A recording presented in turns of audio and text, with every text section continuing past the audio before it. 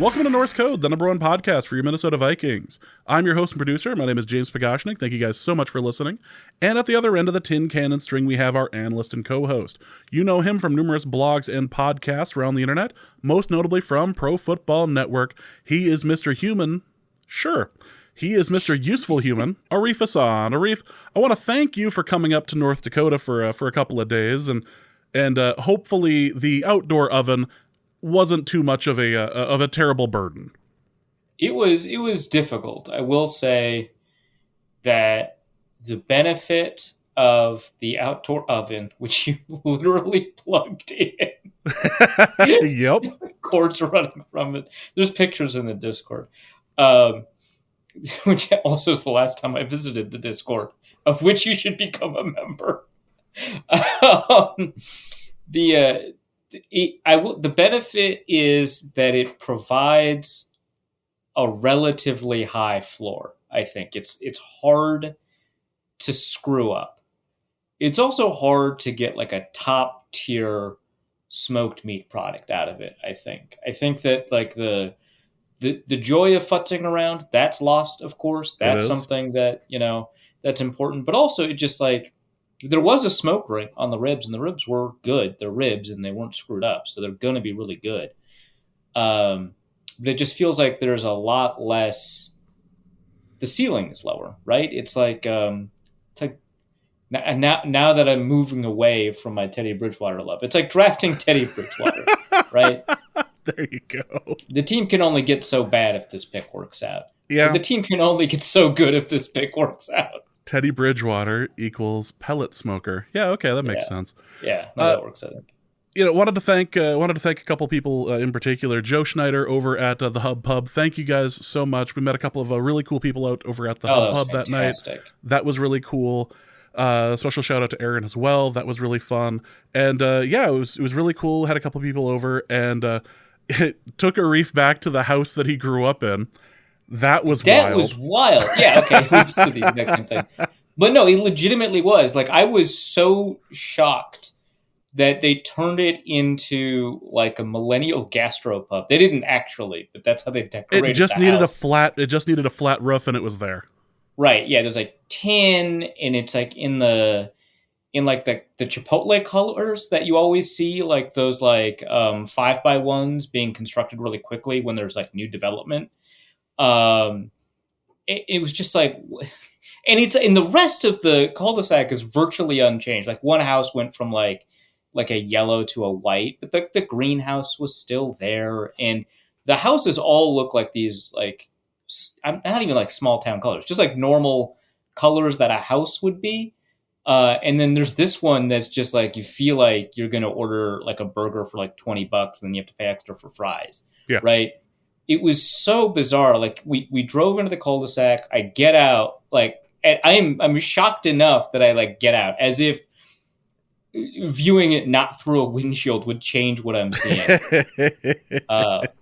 It very much looked like the movie Grosse Pointe Blank when he pulled up and saw that his house was now a gas station. It's just like, so I took a picture of it and I sent it to my brother. I'm like, hey, guess where we are? And he was like, you're in Grand Forks? Is that her house? It's like, all right. It was a bit of ridiculousness. It was a lot of fun. Again, special thank you to the Hub Pub. That was really awesome of you. Thank you guys so much. As a result of that visit, we have the one piece of bonus material that's out now over on Patreon, which we'll talk about in a second, where we did a in-person question and answer before and after the hangover. And then we also have something coming up here that we'll talk about during the mailbag. So that was a lot of fun. Thank you guys so much. Let's get into just a little bit of shilling before we start. If you're interested in supporting the show, you can do so in a couple of different ways. You can go over to patreon.com/NorseCode and donate there. You can, for $3.50 a month, you can get access to the bonus material. You can get access to the Discord that Arif loves so much. Actually, that day you posted so much on the Discord. That was a banner day for Arif posts on the Discord. There's a lot of behind the scenes, a lot of silly stuff that happened out there. So And it turned out a lot of you and I, well, I don't know if you did as many as I did, but I got stuck doing Jesse Ventura impressions for a while. That ruled. It did get, like, by hour 6, I was like, all right, we can dial it down a little bit. And then you did, and then like you would just slip back into it, like you had Yes. created a habit for yourself. Well, it just kept happening. Don't tell me. Like it just kept going into it just kept going into the Gulf of Tonkin. It was great.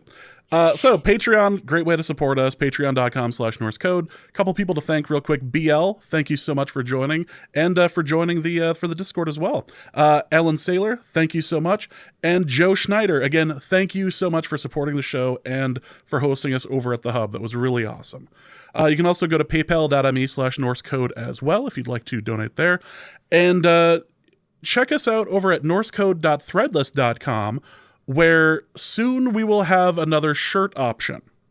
That is coming down the pipe. That is coming down the pike. We'll see what everyone's reaction is to that one. This should be good.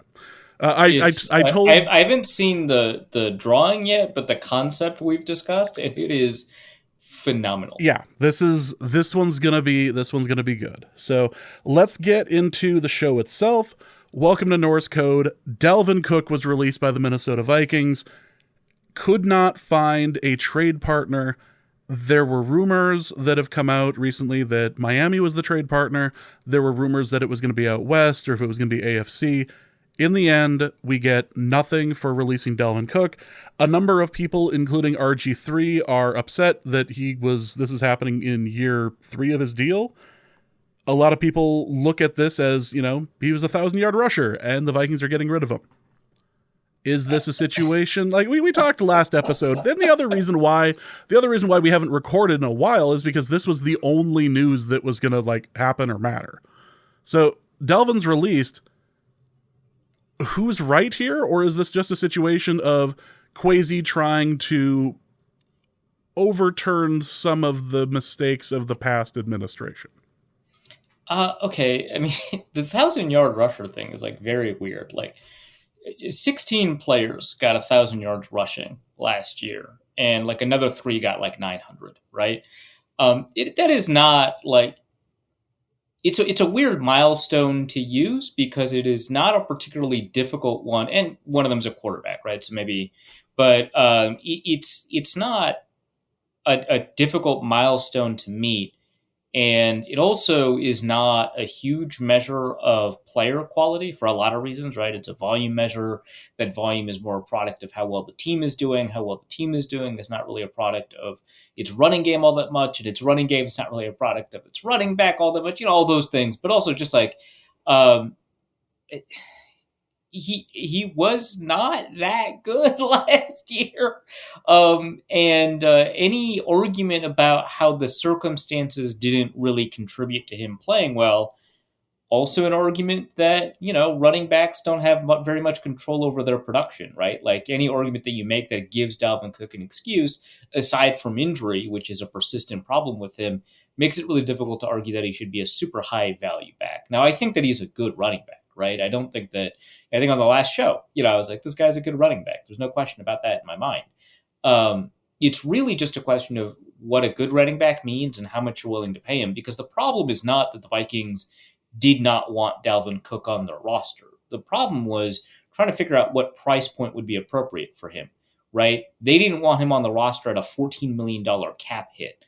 They would rather take a $7 million dead cap hit without him on the roster than a $14 million one with him on the roster, right? And so, the excess value is that worth $7 million. And for running backs, primarily the answer is largely no, right?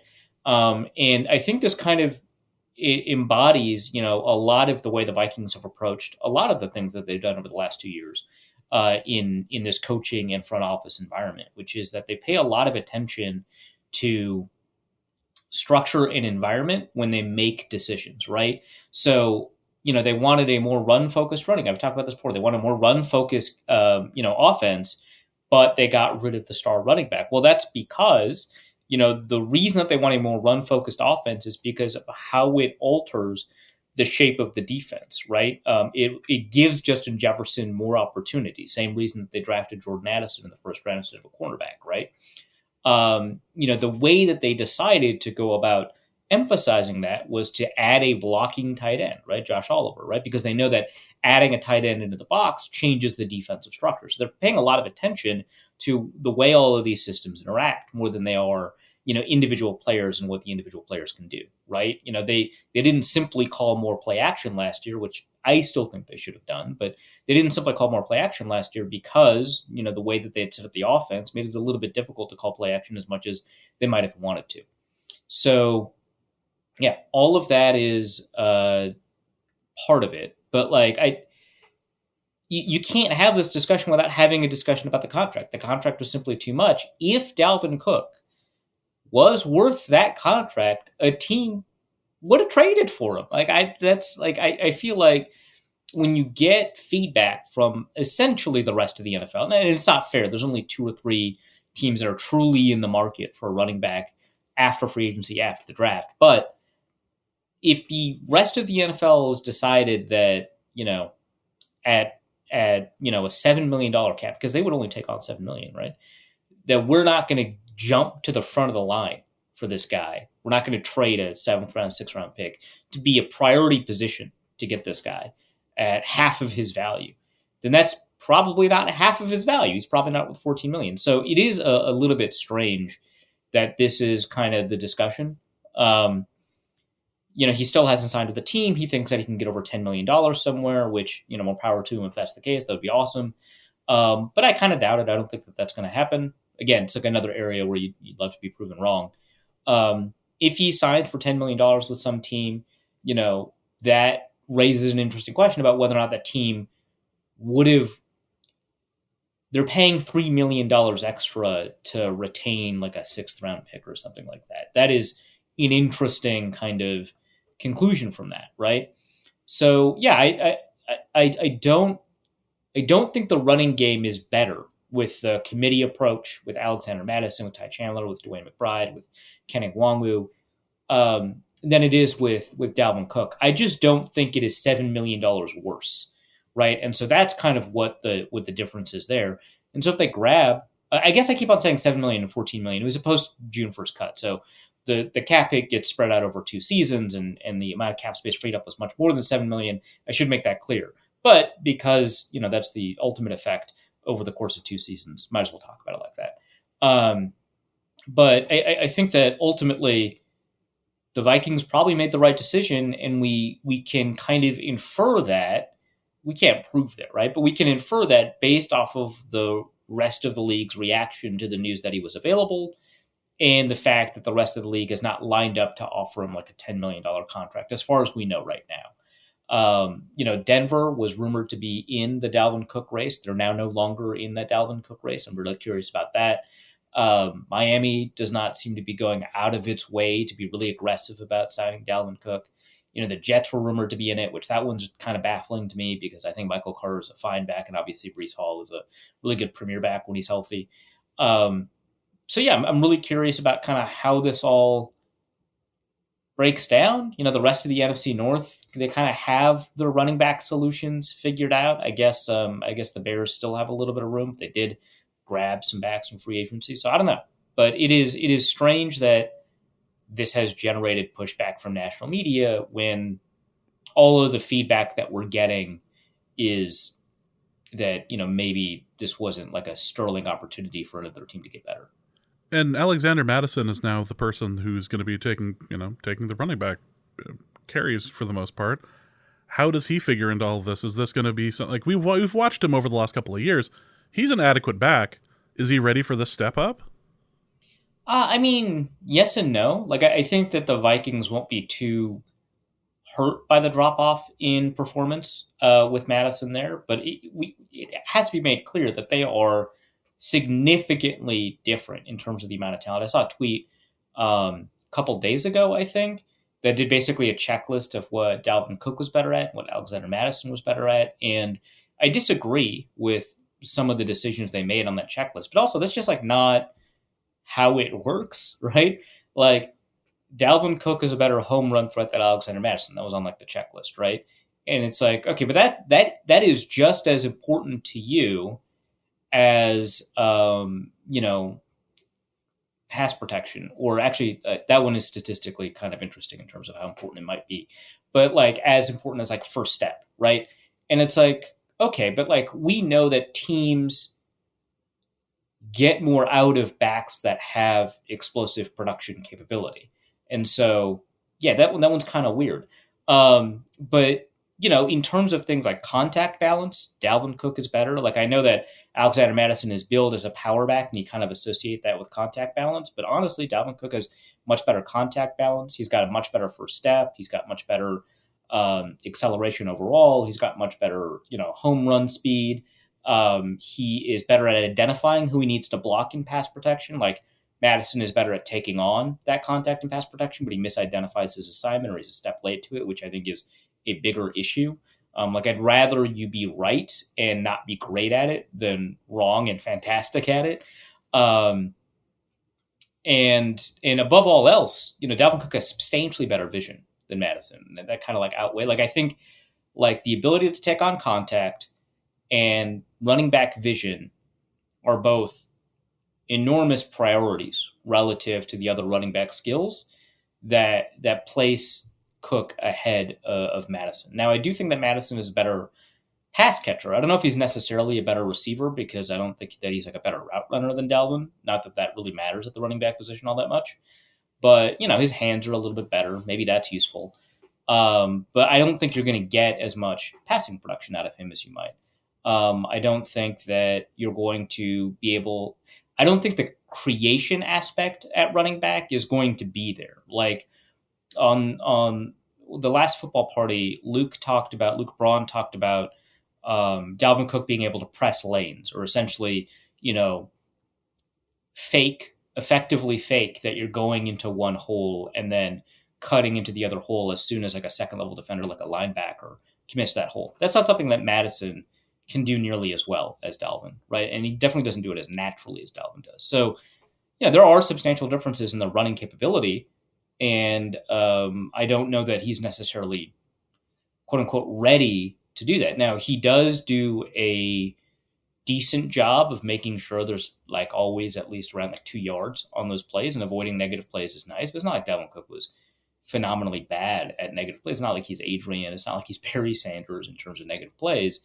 But it's a little bit different. It's a little bit better, but he's not as good as like Matt Asiata was at avoiding negative plays. Like that's like a different kind of category of that. So I don't know that that's there. And like, I criticized these teams, so I'm not going to say that like, I'm not going to say that there wasn't criticisms, but it's like back to that 1,000-yard back thing. Like Kenneth Walker had 1,000 yards. Seattle drafted a running back. Tyler Algier had 1,000 yards. Atlanta drafted a running back. Miles Sanders had 1,000 yards. Philadelphia moved on from him, right? Like, I don't know. That's kind of like a weird way to look at it.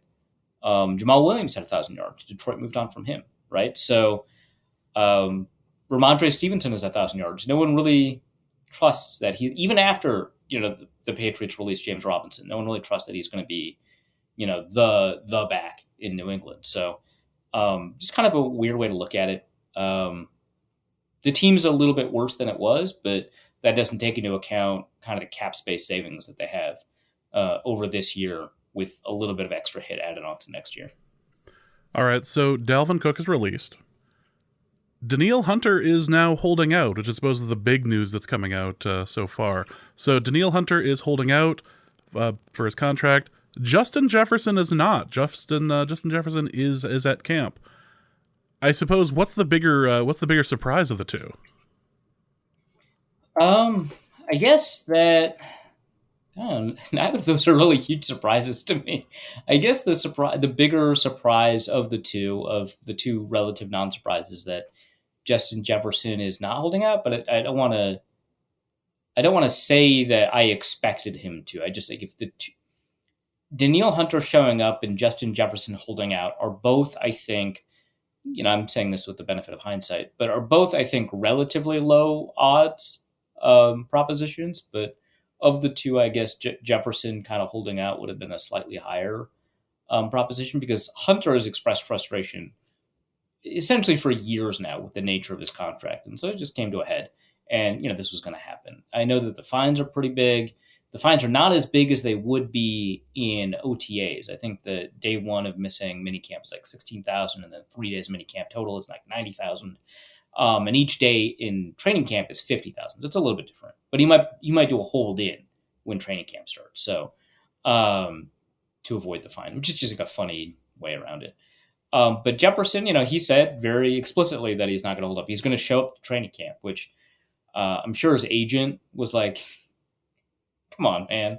But like a while ago, we asked Jefferson, like, hey, so you're seeing like Tyreek Hill got this great deal. You're seeing all these receivers get fantastic deals, man. Are you excited about the deal that you're going to get? And he was like, I mean, not really. He was like, I think he said, I'm not too fond of money, right? Which is just a very interesting phrase to use. I don't think that he means that in the way that a lot of people say, I'm not too fond of blank, which is basically a euphemism for just not liking something. I think what he literally meant was, it's just not that important to me relative to other things. It was a really funny thing too, because he said that while he was wearing a ton of his own branded merch. It's like, It kind yeah, of man. it kind of resembled one of the scenes in the locker room of Basketball at that moment. Like, he couldn't have been more branded if he tried. Or if you're not familiar with that movie, Wayne's World, when he was like head to toe in Reebok gear. Yeah, eating like the Doritos and drinking the Pepsi. It's the choice of a new generation. I've got a headache. Bear. It was Nuprin, little, yellow, different. Yeah. Your catnip for 40-year-olds. Hi. I hate sellouts, man. Yeah. But yeah, it was kind of reminiscent of that, and it's like, yeah, but you clearly don't hate money either, right? Like, but yeah, I mean, it's really clear like what his priorities are, right? And he's like really comfortable with the idea that money's going to come. So okay, great. So he's not going to hold out, but like Danielle Hunter's been frustrated for a while. So I guess of the two, it would have been slightly more surprising had Danielle Hunter showed up than if Justin Jefferson had declined to show up. Both were, pretty low odds. So yeah, but I mean, he's going to be the top receiver in the market. When he signs his deal, he's going to get paid more than every other receiver in the league. That's just how these things go. And I think he knows that. So Danielle Hunter's contract, what exactly are we going to expect out of this? Or is this going to be another situation of going, well, he's a veteran and we can get a little bit, we can get something for him? Yeah.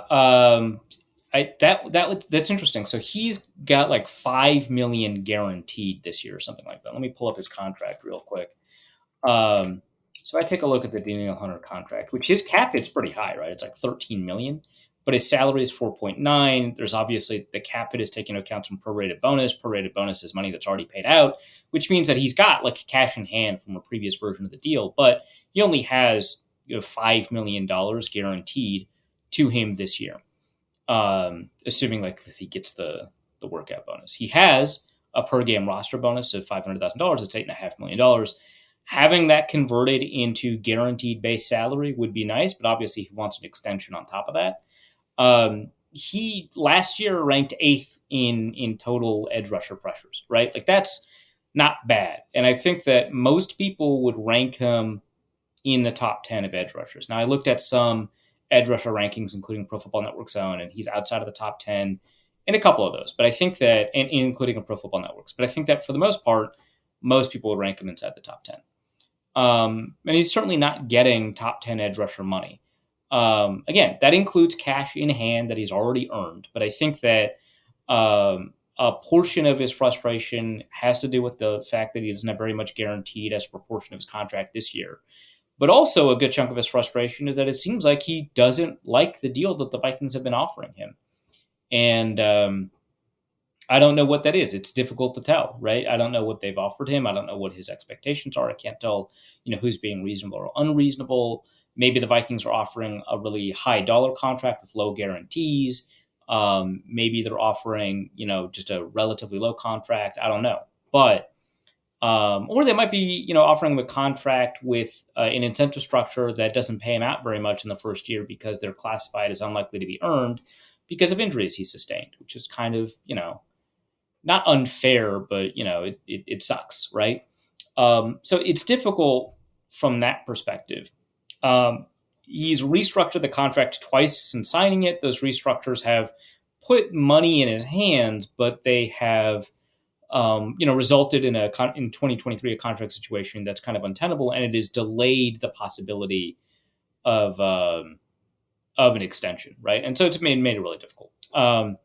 If he were to sign a contract, I don't think anyone would expect him to be at the top of the contract market, but I think that he would expect it to be, relatively generous, right? If you take a look at the edge rusher contract signed this year in 2023 for agency, it was a really poor edge rusher market, right? And so it's like I think Zadarius Smith's actually like the new contract he has with the Browns pays him more than anything else, right? Because otherwise it's like Carl Lawson resigning, Charles Omenihu signing, Samson Ebukam signing. So that probably is one reason the Vikings were able to offer or felt comfortable offering him less is because the competition at edge rusher was not very much, so he wouldn't get credit out there. But if you take a look at the contracts overall, the highest is 28 million. Bosa gets 27. Garrett has 25. Crosby is 23.5. Garrett's 25 was signed a little bit ago, so it's no longer it's no longer like market relevant. Max Crosby recently signed for 23.5, and I would imagine that his contract is probably in the 22 to 23.5 range, even accounting for like the percentage increase in cap space available in future years versus like this year. The 22 million that Bradley Chubb signed for with the Dolphins as an extension, I think people were a little bit more confident in Bradley Chubb long term than they are in Danielle Hunter, even though I think that Hunter is a better player. But yeah, I mean, you take a look at Hunter's current deal; it's a $14.4 million APY. You compare that; that's 17th, 18th in the league. So you compare that to what edge rushers are getting paid now, and you can understand the money that he's already made. The cash in hand kind of stuff. That's like kind of whatever because he was underpaid the entire time, and so he kind of wants essentially back pay for his level of production. And this is like an area where I think that a lot of I don't know if lessons can be learned is the right way to put it, but where we can learn a lot, right? Because I think that when the Vikings signed Hunter, they signed him to a $14.4 million APY deal. At the time, I actually listened back to our episode of Norse Code when he signed the deal, and I called it tremendous value for the Vikings. And I looked around, what was written around. I think it was signed in like 2017 for the 2018 season or something like that. When it was signed, I was looking around, and a lot of people were a little bit. They weren't as enthused as I was, but the general trend was that they thought it was a pretty decent deal for the Vikings. Well, the problem is when teams sign players to team-friendly deals, that looks great in terms of the amount of value that you get out of a deal versus the dollars you pay down. But it leads to problems like this eventually. I wrote about this at Pro Football Network, is that when you persistently underpay a player, they just get mad. That creates locker room issues. That creates holdout. That creates these extension problems. And players end up with an expectation that they're being exploited or that they're not getting, what they're worth and stuff like that. And so even though there's been like this maxim, right, that NFL teams only pay for what's going to come next, not what's already happened, that attitude ticks players off, right? Like it's really frustrating, and it can create locker room issues. And so players see when you take care of other players on the team, players see kind of like what happens in their next round of contract negotiations, and it gets really hard to maintain a stable core if you persistently have problems paying players what they're worth, even though in the moment it seems like you got a ton of value. It creates these problems. Now, the Vikings do end up signing a long-term deal with Hunter, and that deal doesn't offer effectively back pay for how well he's performed in the past.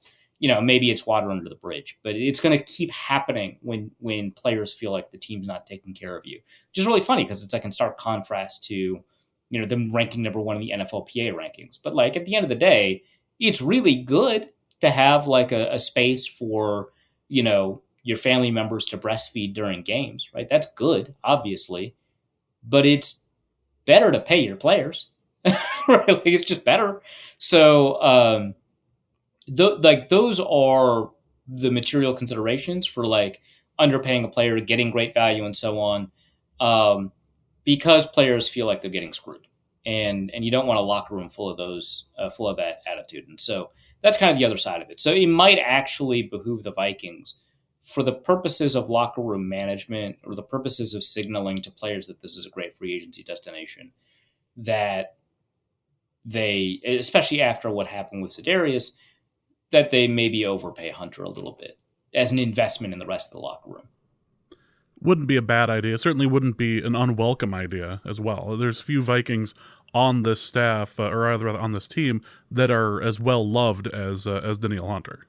Yeah, absolutely. Both, I think, among the fans, although the fans have not going to say turned on him, but they've become less enthusiastic, but also like within the locker room for sure. Yeah.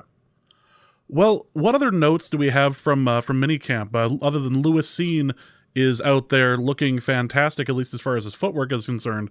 There appears to be no concerns about his injury. Yeah, no, there's no concerns about his injury. He's, fully healthy, ready to go, which is great. He's stuck on the depth chart. We'll talk about that when that question comes up in the mailbag. But, Jordan Addison didn't participate in minicamp, and he also was held out of OTAs. So, the Vikings said at OTAs that they were being cautious and they didn't want to, rush into things. And now we're getting to the point where it's like, well, how much is cautiousness and how much is like a genuine injury concern? We'll see. The thing is, the Vikings are not required to give us very much in the way of injury updates. And so the lack of transparency is really difficult because it could all be pretty light, right? But there might be something more serious underneath it all. Who knows? So it's difficult to tell. But at the moment, Jordan Addison's not practicing. Who knows why?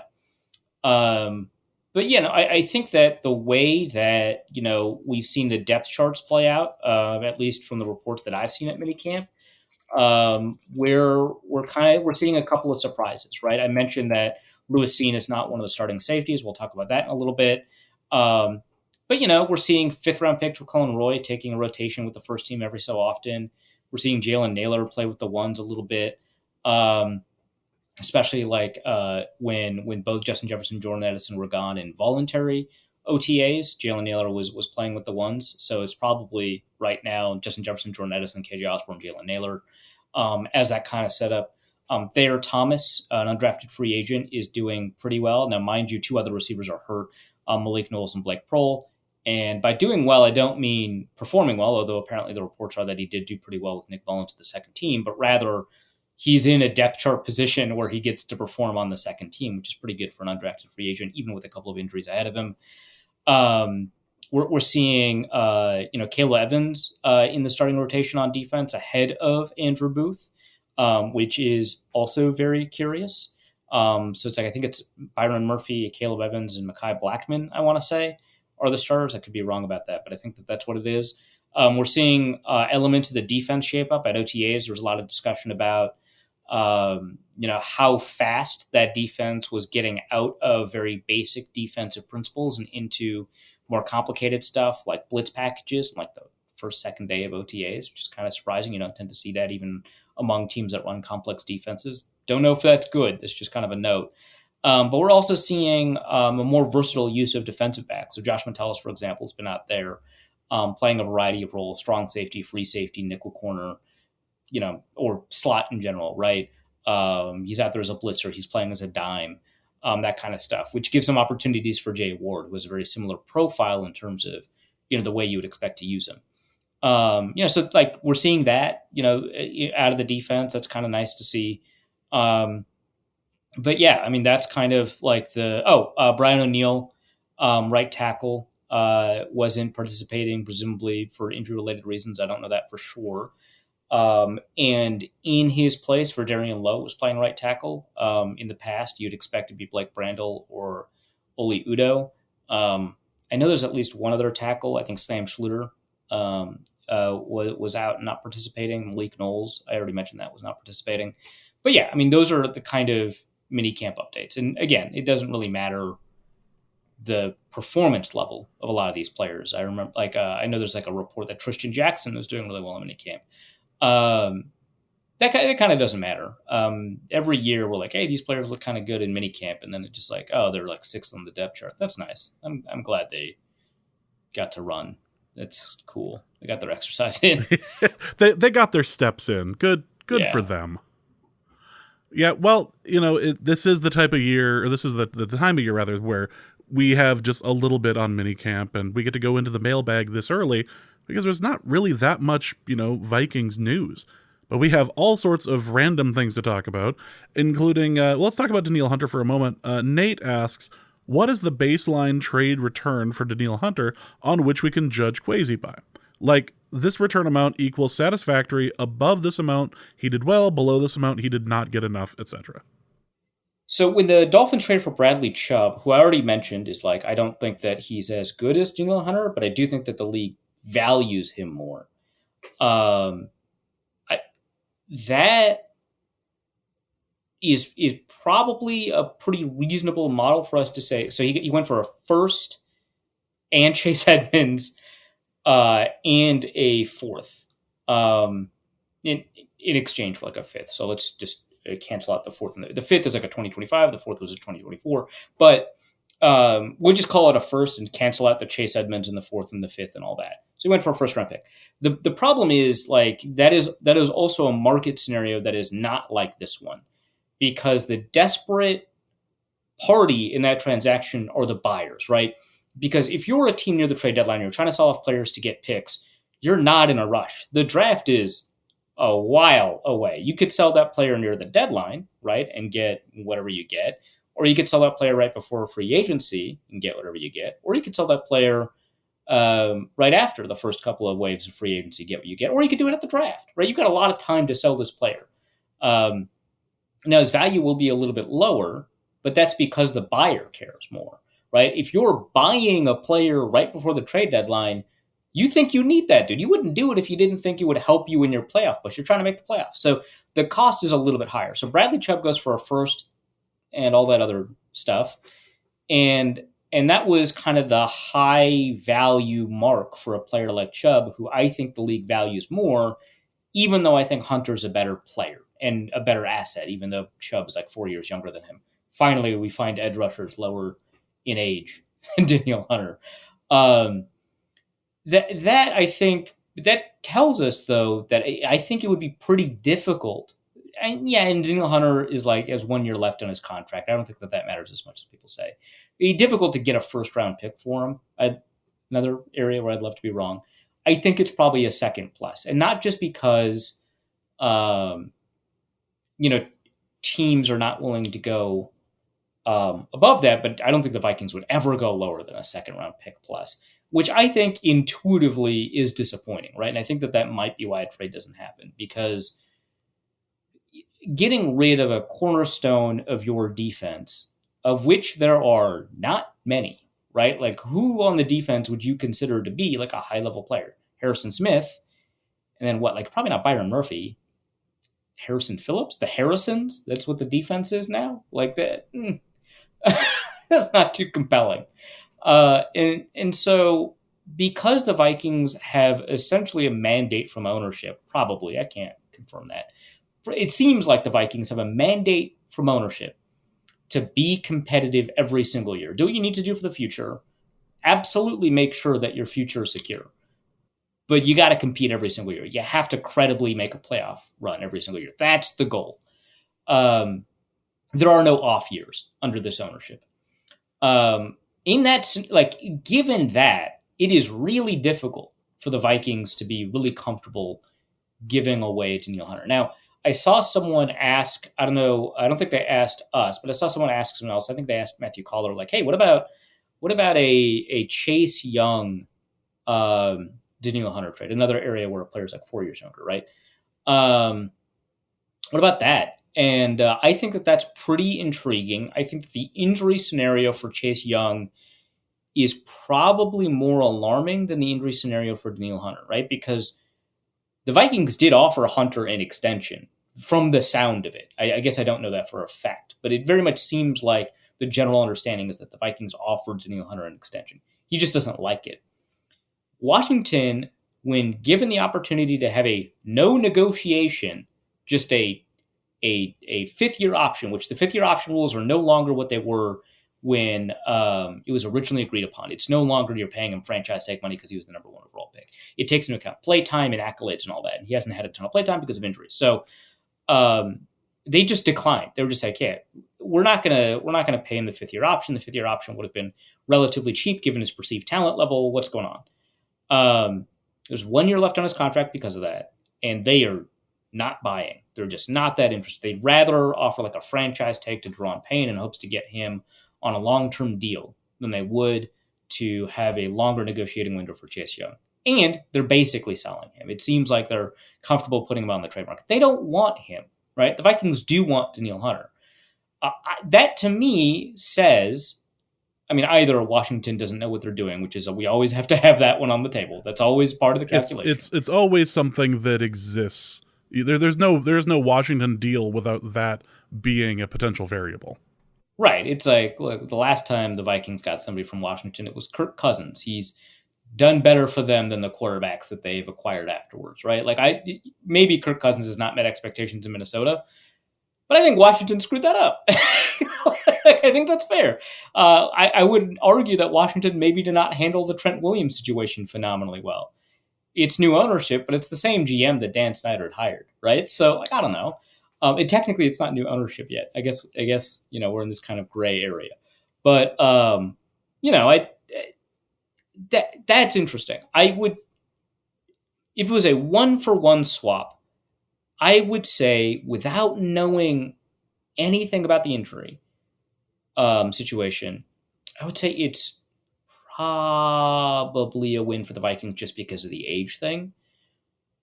But man, I could be very easily convinced it's not. So that's kind of the curious. That one I'm curious about. But I think that primarily the most likely market value is a second and change. And I don't think that if they get a first out of it, and again, like I don't think the year on the contract, because whatever team's going to trade for him has to extend him. That's the deal, right? So you don't really get much traction out of the there's only 1 year left in the contract thing. If they get a first, I would say that is a really great job by Kwesi, who I think in the trade market has not impressed Vikings fans. In fact, there's a lot of areas where he just has not impressed Vikings. The Vikings went to the playoffs and people are like, I don't know about this Kwesi guy, right? Which, yeah, fair, I guess. But the problem is like the transactions that we can judge most easily are the ones that involve like trades or whatever. But the ones that like he nailed the Zadarius Smith side. Yeah, sure, it didn't work out long term, but he nailed that one. Good job, right? I think the Harrison Phillips signing was great. I think it was probably right to let go of Dalvin Tomlinson. I didn't love it, but it was probably right to let go of Dalvin Tomlinson. So, like, great, moving on from Patrick Peterson, great. Not extending Dalvin Cook, probably good. So, there's a lot here. But I think that would be the first time people legitimately could say that they would have a reason to be impressed by Kwesi. So I would say that it's the bar is around a second round pick. If it's below, if he doesn't get at least a second, like you could get 2/3 and a fourth, and I'd be like, that's terrible. Come on. So yeah, I don't know, but I think that's kind of the area where we can begin to evaluate that. Trill Swaggets asks, teammates revealed that Asamoah has the power of precognition. Is this a continuation of the Vikings' dalliances with the dark arts, or are we dealing with a mutation? So I assume that this is a hypothetical scenario and not like some quote I missed about him being able to quote unquote like see the play before it happens or something like that, some like praise of instinctiveness, which kind of implies precognition. I am going to go with the interpretation, like maybe I've missed some news. I'm going to go with the interpretation that this is a hypothetical scenario where teammates reveal that he has the power of precognition. And I would argue that the world that this hypothetical precognition extends by a few seconds, which, by the way, insanely valuable. My life would be so much better if I had a couple of seconds of precognition, right? Uh, that rules, right? You walk into any arcade knowing which games would give you a relatively, especially like the press the button games, like Games, casinos, all of that. yeah, you could really clean up, right, with a couple of seconds. So I'm not saying that that's not valuable. Um, but yeah, let's limit it to that. In that world, is it a mutation or is it the Vikings' dalliances with the Dark Arts? I think that given the history of the Vikings manipulating the fates in order to play backup quarterbacks, I would say it is from a Bayesian perspective, right? We're dealing with like what our prior assumptions are. Is it more likely that this came about as a result of Dark Arts or mutation? Well, given the history of the Vikings and Dark Arts, and not as much of a history as far as I can tell with mutation, I would say that's probably Dark Arts. Well, let's continue on with the Viking stuff here. Also, I've seen some chatter about Metellus being ahead of Scene at OTAs.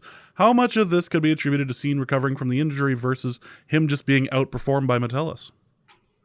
So I would say that a good chunk of that has more to do with Metellus having a ton of versatility and therefore a lot of reasons to be deployed with a quote unquote first team defense, right? If you're in dime, Metellus has the skill set to be out there in dime. But if Harrison Smith goes down, I think you're more likely to put Scene in than Metellus. That's my read of the situation. That said, Scene isn't starting. So what's going on there? I would say part of that has to do with the fact that Bynum just has a ton of experience. That's it. And I think that we see a lot of these situations where players with a lot more experience start ahead, at least in OTAs and minicamp, ahead of players without much experience, right? That's just kind of normal. By the end of training camp, we might see something different. That said, I fully expect Jordan Addison to run with the ones. So it's not as if, right? Like, these are completely, that's completely a great heuristic. I think we saw warning signs last year when Scene wasn't breaking the first team roster very often in training camp at all. Not even that he didn't start the first couple of games before he got injured, but rather that he didn't even get that much rotation with the first team in training camp, like period. That to me is a problem, and it's curious, right? And I think that informs our discussion here. Now, one of the strengths coming out of Georgia, the thing that was on his scouting reports, right, is that, which, those can always be wrong, is that he's a really smart player. And not just like he could diagnose well, but rather when people like Dane Brugler would talk to his teammates and ask about like which guy knows the defense best, who's the smartest guy, who are you always learning from, who can break down all the really complex defensive concepts that you run at Georgia, they would say Lewis Scene, right? So it's not like, Georgia made him a heat-seeking missile and he just happened to look smart as a result of the role that he was in, but he was not asked to do much. He apparently was evidently asked to do a lot. So that is a really interesting, like, I think Dane Brugler said something like he's one of the smartest players I've ever covered. Like, that's crazy. So, like, why isn't he starting? I don't know. I don't know if it's him not being able to pick up the defense last year under Donatel, which, if that was the issue, that's an enormous red flag because that was the least complex defense in the NFL. Like it just was, right? So, like, what is there to not pick up? But, it could be that, or it could be that they just don't see him playing with very fast instincts. Again, another strength of his coming out of Georgia. He plays really fast. Or that his athleticism wasn't up to par. Again, very odd given his scouting report and his combine workouts. So I don't know. But it is a problem. I don't know if it's an alarm bell type problem or even like a red flag. It might be a red flag, but I don't know if it's up to that level of red flag. But it is a, jot that down sort of thing. Maybe we'll go back to it later. Next question is going to be from Tim Rizzo, who asks, in your time covering the Vikings, do you have any insight into why Stephon Diggs is the way he is? With Antonio Brown into the league, has he become the poster boy for diva wide receivers? So I don't actually know if this has much to do with diva-ness necessarily. So I wrote a piece over Pro Football Network about it. This one I didn't tweet out for whatever reason. It felt like a weird situation to like comment on. There was like one. So there was a moment where I think it was like Warren Sharp or Sharp Football, or Warren Sharp quoting Sharp Football, which is always kind of a fun scenario, of Stephon Diggs' Instagram, or no, I think it was Ari Myrov, one of the aggregators, right? Where Stephon Diggs is like, I'm not speaking, they'll just let people lie about me. It's fine. And I was going to quote tweet it with, I thought there was truth to all rumors, right? Like, because, that seems kind of relevant right now. It's the fair thing to say, considering he said it, yeah. And which is like, okay, it's one of the, like, which is it, right? But, like, I don't think that, it seems like there is something genuinely, like, concerning happening, whether it is a family situation or a mental health thing, or I don't know. But the reports coming out are like really surprising. So to break it down, Stephon Diggs did not show up for the first day of practice at mandatory minicamp for the Bills. Now, typically when this happens, it's a contract holdout, but that wouldn't make any sense. Diggs signed a 4-year contract extension in 2022 that made him one of the highest paid receivers in the league. Not just that, he had a very high guaranteed number. Not just that, the contract extension doesn't come into effect until 2023. Not just that, his 2023 cash is really good. He's already been paid $16 million in cash. Now, it was an option bonus, so it is technically a signing bonus that doesn't get activated until 2023. It's kind of a weird situation. But the cap hit gets spread out. But he gets the money in March, right? So he's already got, so the amount of cash that he's due is about $24 million this year. And he's already received 16 million of it. So that's unlikely to be the problem. Now, when he had an issue with the Vikings, he had somewhat recently signed an extension, not an extension that year, but he recently signed an extension with the Vikings, but he had a huge issue with the offense, right? When he had said something along the lines of, and don't quote me directly, I'm going off of memory, but he had said something along the lines of, or at least implied, that when he signed with the Vikings, his understanding that they told him was that the offense was going to be run a particular way, that they were going to throw the ball a little bit more, that he'd be a bigger part of the offense. And I've consistently maintained that Diggs' issue in games where he got like pretty upset was not that he wasn't receiving the ball. It's that he wasn't receiving the ball in losses, because he felt like if you won, it was fine. But if you lost and you didn't use him, you were doing it wrong. He wanted the opportunity to bail the team out. That's consistently what I felt like has been kind of the way that he's operated. That's clearly not an issue in Buffalo. He's, for the past 3 years in Buffalo, been a top 5 receiver in total targets. In 2018, the first year, he led the league in receptions. That's not it, right? The offense is very well suited to his skill set, and it leans on him a lot. He's the unquestioned number one. So that doesn't seem to be it. Now, he did blow up at Josh Allen during the AFC championship game. That doesn't bother me at all. Adam Thielen blew up at Kirk Cousins more than Diggs did. And, they seem to have a pretty good relationship. Plus, Diggs and Josh Allen have, like, a really strong relationship. So I don't think that's it. So it doesn't make sense logically, but maybe, he's being irrational. Maybe he wanted, Darrelle Revis would hold out a lot. Again, that's a different situation, because he would hold out, get a contract, get paid a ton of money that year, and then hold out the next year, which is different. Diggs has not played the first year of his new contract yet. That's weird. And then Sean McDermott said, we're very concerned. That's not something that you say about a contract holdout. That's weird. And then his agent said he's going to be there, or he's there for every day of minicamp. That's not true. He wasn't there the first. The agent said it after he had missed the first practice. So I don't know. But it does mean that he didn't communicate with his agent, which means it's not a contract-related holdout at all, right? That's something you work with your agent. And he showed up the prior day to the Bills facility for the pre-minicamp medical check that every player goes. There's part of the check-in process for minicamp. He did that. He did the medical process. And it turned out he was in the building. I don't know. So I think something's wrong. Maybe. I don't know for sure. But I think that that's more like, so I don't think it's a diva thing. And Josh Allen had said something along the lines of like that he's concerned as well, that it's not football. He said it's not football related. I'd already talked to him today. I'm going to talk to him again later today. And then he said a bunch of stuff like, I love him. He's my guy. He swore, but, we want to maintain our iTunes rating, so I'm not going to repeat it. But, see, I effing love that guy, right? He's my brother. That doesn't seem like it's a personal schism. And certainly he's been talking to Josh Allen a lot. Doesn't seem like it's football related in terms of the offense. Doesn't seem like it's contract related because the agent didn't say anything. And it seems like he's been in communication with the general manager and the head coach. So I don't know what it is, but I don't necessarily think it's a diva thing. It's just a weird set of circumstances from somebody who continually puts himself in that spot. Yeah, and his history doesn't help him. Right? I understand why people jump to the diva thing, but that's the reason I didn't quote tweet that Instagram screenshot with that. It seems like something else is going on. Next question is going to be from Chris, who asks, do you think it's harder to be a play-by-play announcer or a color commentator?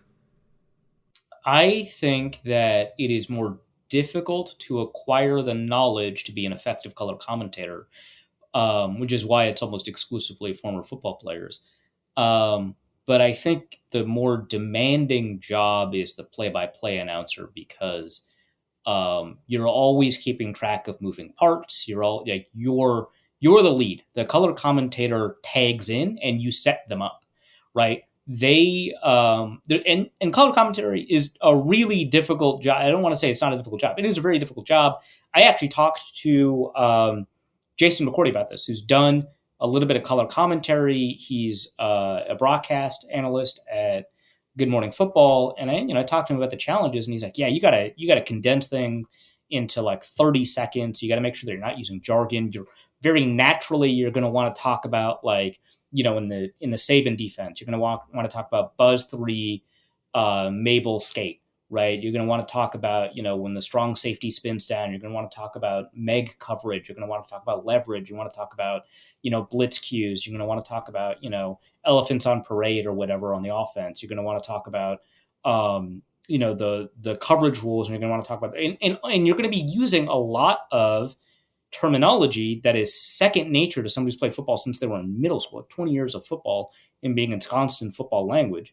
You're going to want to use that term. You can't. And you have to pick one thing. You can explain what one player is doing on a play, or you can explain one element of what's happening on a play, but you can't do both. You can explain one piece of terminology, but you got to pick it because you got 30 seconds and you have to explain it so that he said, so his mom on the couch would understand, is the phrase that he used. That's difficult, but I think the play-by-play stuff is more difficult because you're always on. You're always describing what's happening. You always have to be aware of down and distance and timeouts and challenges, and you have to be aware of every player on the field and what offense or defense they're in. Like I think that if you listen to Kevin Harlan on Westwood One, and he is the guy. So I'm like saying like, hey, playing quarterback is hard. Take a look at what Tom Brady does. And I do regard Kevin Harlan in that light.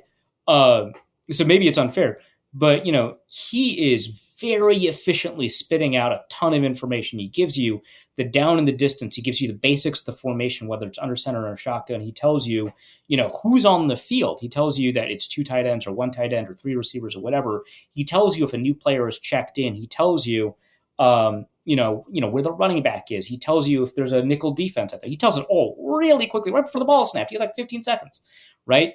Then the ball is snapped and he's describing, the action in a way that paints a picture, right? Because you can always say Kirk Cousins drops back to pass. No one's open. He throws the ball away. I think that's accurate. It doesn't really like paint a picture, right? You say, Kirk Cousins in the I formation, Dalvin Cook, the deep set back, tight end, out wide, 3 receiver formation, drops back, Dalvin Cook, nowhere to be seen. He's in pass protection, pressure coming from the left side. blitz. I've already like I've made this up and I've already like lost my flow.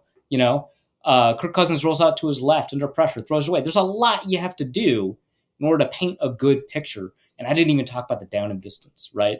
I didn't talk about the score, the timeouts, or anything like that. So I think the play-by-play is more difficult. It is the more boring job, and I think that's part of the reason it's a little bit more difficult, because there's a lot more details you have to nail. Next question is going to be from Kenneth Allen, who asks, for our Reefs, it's about ethics in sports journalism corner. Can you confirm or deny whether or not you were ever approached by Baby Gronk Dad to do a feature on the nation's top college recruit? Oh my God. We're going to start to go off the rails here pretty quickly, just for those who are listening for the football stuff. And if you manage to avoid all the Baby Gronk stuff, God, I envy you. Yeah. Oh my gosh. You should you should get a lottery ticket or something. You've been really lucky. Yeah, you got rizzed in a good way. Jesus Christ. So, I think the definitive piece on this was written by the Defector on the Baby Gronk stuff. And I don't super love Barstool. I think that's pretty clear. But I think they've handled this remarkably well, from like Big Cat and Will Compton and Taylor Lewan. People I don't typically feel the need to praise all too often have handled it fairly well. But long story short, there is a fourth grade football. He's not even like, he could be a running back. He could be a tight end. It doesn't matter. Positions don't matter. He's in fourth grade. Fourth grade player that people are pretending, and I'm not going to get obviously pretending, is a college prospect. He's not. No one is in fourth grade. And there are websites that will like rank like fourth graders, 1-star quarterback, 4-star receiver. Like, get over yourself. But they'll pretend that he is, because he's effectively branded on social media. So they'll pretend he's the top college prospect. And because social media marketing is all kind of this tight-knit circle and relies a lot on like quid pro quo, his father has been in contact with the social media teams of a lot of influencers. That includes Livy Dunn, a gymnast at LSU, who I believe is the highest paid non-football NIL player. I could be wrong about that, but I do know she is the highest paid NIL woman athlete. Because, she's attractive, she's really good at social media. She knows how to like curate her feed and design her posts, and she's done a very good job setting up brand sponsorships and deals and stuff like that. And apparently she's also like very good at gymnastics, which is not a necessity for NIL. I mean, you take a look at some of the top women's basketball players in NIL, and they're not necessarily the ones who are playing the best. They're the ones that, play the NIL game the best, but they're not the ones that are necessarily like earning scoring titles or leading their teams to the Final Four and stuff like that.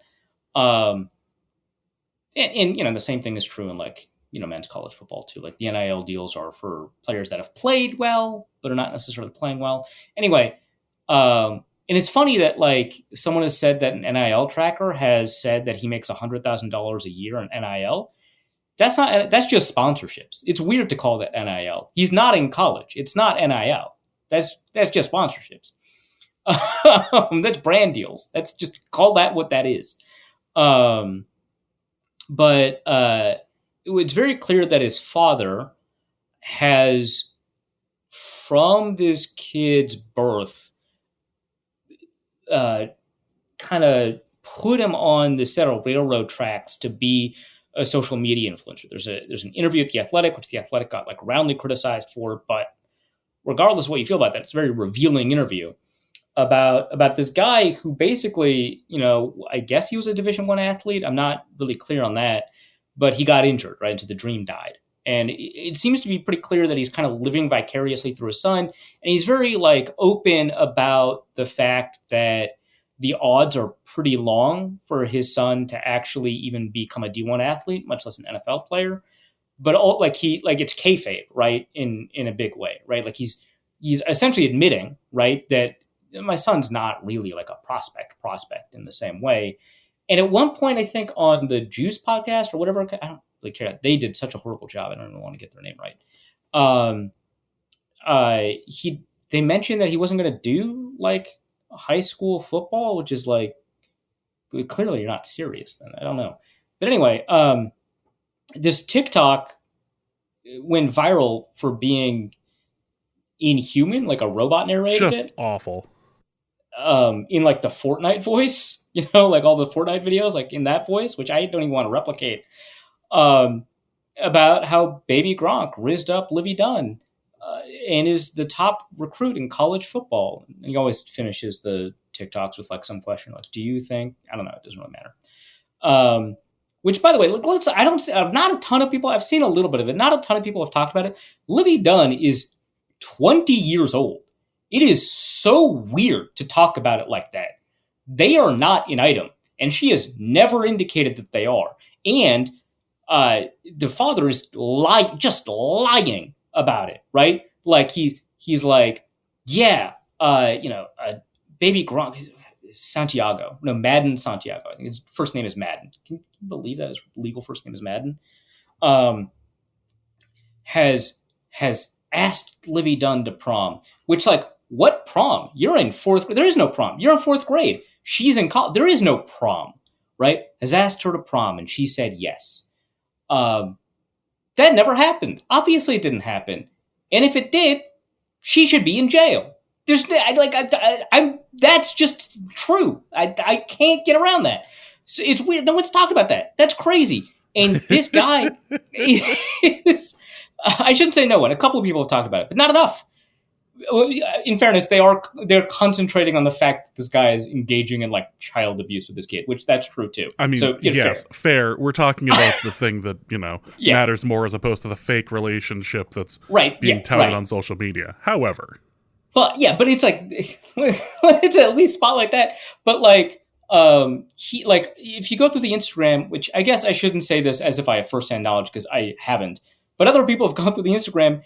And it's very bizarre because the kid is just like the dad is like clearly paying people to like show up and collaborate or just be Instagram models. And so like the kid is posing next to like adult women, right? As if like he's pulling them, right? Like Riz, right? Which for people who are like hopelessly boomer means charisma. But like now it's a verb, and you can kind of guess from the context of what it means. But he's like pulling these chicks. He's not. His dad clearly paid her to be there. That's so weird. But it's like we have seen so many now that social media has aged as much as it has. We've seen a lot of people who have been social media stars because their parents made them be social media stars for content, and they have come out of that extremely screwed up, right?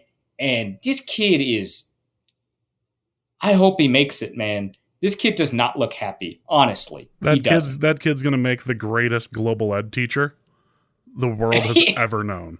Yeah. Which, by the way, his dad is like 5'8", and as someone as 7 feet tall like I am, I don't want to like, knock on somebody for being short, but like, bro, the odds of you making your kid making the NFL are even lower than we thought. Yeah. That's pretty low. But yeah, it's so weird how it's become viral because this one inhuman TikTok got dunked on. It went viral because everyone hated it. His name goes around everywhere. His father sees it as like there's no such thing as bad publicity thing, and he starts like messaging all of these other sports media personalities, which from my understanding is only happening on Instagram. I don't have one. If I did, it wouldn't be like about sports, which from a branding standpoint, I've probably screwed that up. Well, I mean, it would probably be more focused on the Avril Melissa thing, but that's obviously right. Well, that's the alt account. But so I've not checked my Instagram, but I can almost assure you I've not received a message from Baby Gronk's dad posing as Baby Gronk on Instagram, because his dad runs the social media, but it's him. Everything's like in the first person. It's very weird. But like there a ton of athletes have like shared, or a ton of people who do sports social media on Instagram have shared the DMs that they've received from this guy, and like Will Compton has been like, this is messed up, man. I hate this. And Taylor Lewan did it. But like he's been on some podcasts. On these podcasts, like the kid is being like they'll ask some question like, and it's the most drivel content. I don't usually like dunk on like garbage content because it's like, look, man, I'm tired. I watch reality shows, right? Like it's, cheap. Everyone likes fast food sometimes, but like I love Gold Rush. That reality show rules, right? I'm the guy. I'm the Kid Nation guy. I'm not gonna. I'm the Kid Nation guy. I love Kid Nation. It's like the most unethical reality show I've ever heard of, right? And it rules, right? I love garbage content. That's not, but I just don't get it. Like they ask questions like, "Are you him?" What are we getting out of that, man? How is this entertaining? And the kid answers yes. And then the father's like, hold on. Ask that question again. You say, of course I am. Have you seen my Instagram? All right, ask that again. And the guy, James, we burn each other a ton on this podcast, right? It's been done before, yes. But if a guest ever talked to me like that, that'd be the end of the episode. No way am I letting someone treat me like that on my own podcast. If you had an interview where somebody was doing that and like there were a million edit points, I would be upset if you told me to edit them out instead of like, no, we're just gonna like let this one roll. Yeah, like either that episode never airs or the episode airs virtually unedited, right? Maybe you'll bleep out a swear word here or there, right? Like those are the two options. I can't imagine someone having to edit that many edit points. And then you become the drip king, and that's all that matters. Oh yeah. Oh, I forgot about that. We're not even going to get into that one. No, that's whatever. Yeah. But yeah, and it's just like this is so screwed up, and I can't. It's just everything sucks about this. That's the world we live in. Some people have been blaming NIL. That has nothing to do with it. This is what happens with brand deals, and when kids are content. And when legitimately me talking about child labor laws after all the jokes we've had about when our child labor laws cover Hollywood actors but not social media stars. This is like Rebecca Black, but intentional. Like that's what this is. Yeah. Although, like in some ways, that was at least Rebecca Black wanted it and opted in. But that's a little bit of a difference. The person who produced it was unethical, but that's different. This is worse. 100%. Yeah, this is in my world. This is Rebecca Black on purpose. This is like she actually wanting. Oh yeah, this is absolutely what I want. I've been coached to want this. Like, no. Yeah, and like when the Rebecca Black stuff happened, everyone was mean to her. I mean, not everyone, but you know what I mean, right? Like 99% of people who interact with the content were mean in some way. And I think I'm not going to say we've learned our lesson because we are still persistently mean to people who don't deserve it, but we've learned some things, and I think. From those experiences, we've been like, man, I hate the father, but that kid, I don't know what's going to happen, man. Yeah, we can only hope for the best, and what happened with Rebecca Black is she turned out like somewhat okay. Yeah, that's wild. She should not seem as, I don't know if she is well-adjusted. She should not seem as well-adjusted as she is. Yeah. Also from Kenneth Allen, which leads me to an announcement, the in-person mailbag focus, we were watching Iron Chef in the background as we were doing the in-person mailbag on the Patreon. Said in the in-person mailbags episode focus on Iron Chef called back to the best episode of Norse Code, the Property Brothers episode. If Norse Code were going to attempt another commentary episode of a food-themed show, what would it be? My pick, Drew McGarry's Chopped episode. Not bad. However, it's odd that you mentioned this because the next bonus episode is in fact a commentary episode of a food-themed show. We picked the best episode of Iron Chef, and we did that. And it was the right call. That episode ruled. So that'll be up on the Patreon here in the next few days, probably over Father's Day weekend. So check that out. That should be good. Let's go over to Logan Bolsharif, who asks, for a Reef's draft corner, how would replacing the draft with a college free agency ruin the NFL by allowing teams in low tax states to get all the best players? Besides signing 7-year-olds like Baby Gronk to lifetime contracts, what would your ideal salary cap and college signing model be? Okay, ideal, there would not be a salary cap. I'll talk about that in a second. The college signing model is just like the normal free agency model. You can't sign deals, but you can get in contact with the players before the official start of the league year. Now, I would like it to happen at a later date than the actual start of the league year. It would be cool if it happened in late April, early May, the same way the draft happens. And you could even do it through an auction setting, right? Like you could, for example, have teams submit multiple offers to multiple players, conditional offers to players even, where if one player chooses to go with that team, they automatically withdraw their offer to another player kind of later in the auction cycle or something like that. Fine, whatever. I think it'd be really cool because they could reveal, like in the same way that on signing day, high school players reveal which college that they have committed to. You could do something like that. It could be really fun. You could probably only have to do it for like the top 50 or so players. You wouldn't have to do it for like all 250 players in the draft. But which, those players wouldn't get their time to shine. That would kind of suck. But in return, they get a lot of freedom over where they get to play. And someone had proposed a somewhat complicated sounding. It was one of those things where when I read it, it looked really complicated. And I thought about it and it was like, oh, this is one of those things like the overtime rules in the NFL where it's really difficult to explain, but you kind of just get it. And that's kind of what I was picking up from this explanation. But it was overly complicated. And I was like, well, if you're just going to do that, why not just have like post-college free agency and this turn into an argument all day? Everyone got really mad at it. And it's like, I don't understand what the negatives are. I genuinely don't, because a lot of people are like concerned about parity.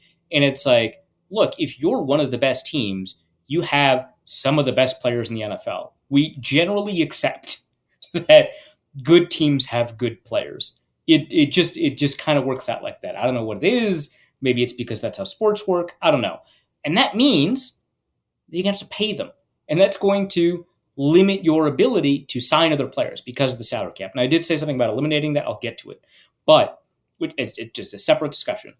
But that would mean that bad teams, like, I don't know, the Bears, the Falcons, they'll end up with a lot of salary cap space. That's not shocking. That's literally what happened. You didn't have a ton of salary cap space? The Eagles. They had to figure it out. They lost a bunch of players in the process.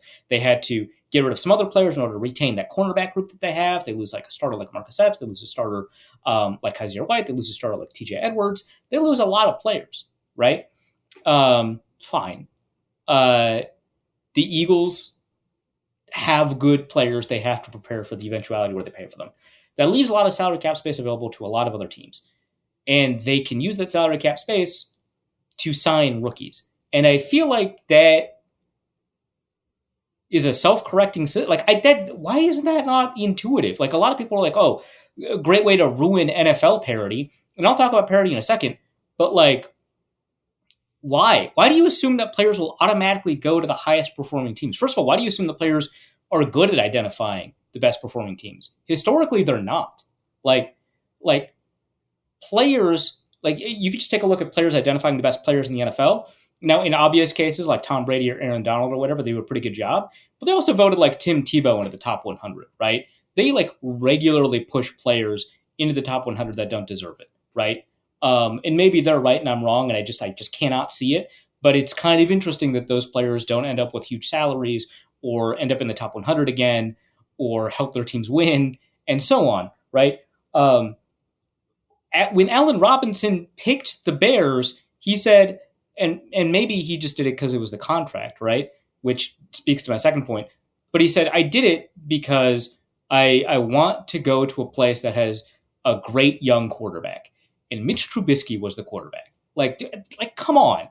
Players are not good at this. That's fine. Their job is not to evaluate. But like players, when they identify the best teams, will do it based on their own internal metric, which is fine, right? Like, I don't care, for example, that quarterbacks dismiss any statistical talk about themselves, except Kirk Cousins. Maybe that's a concern.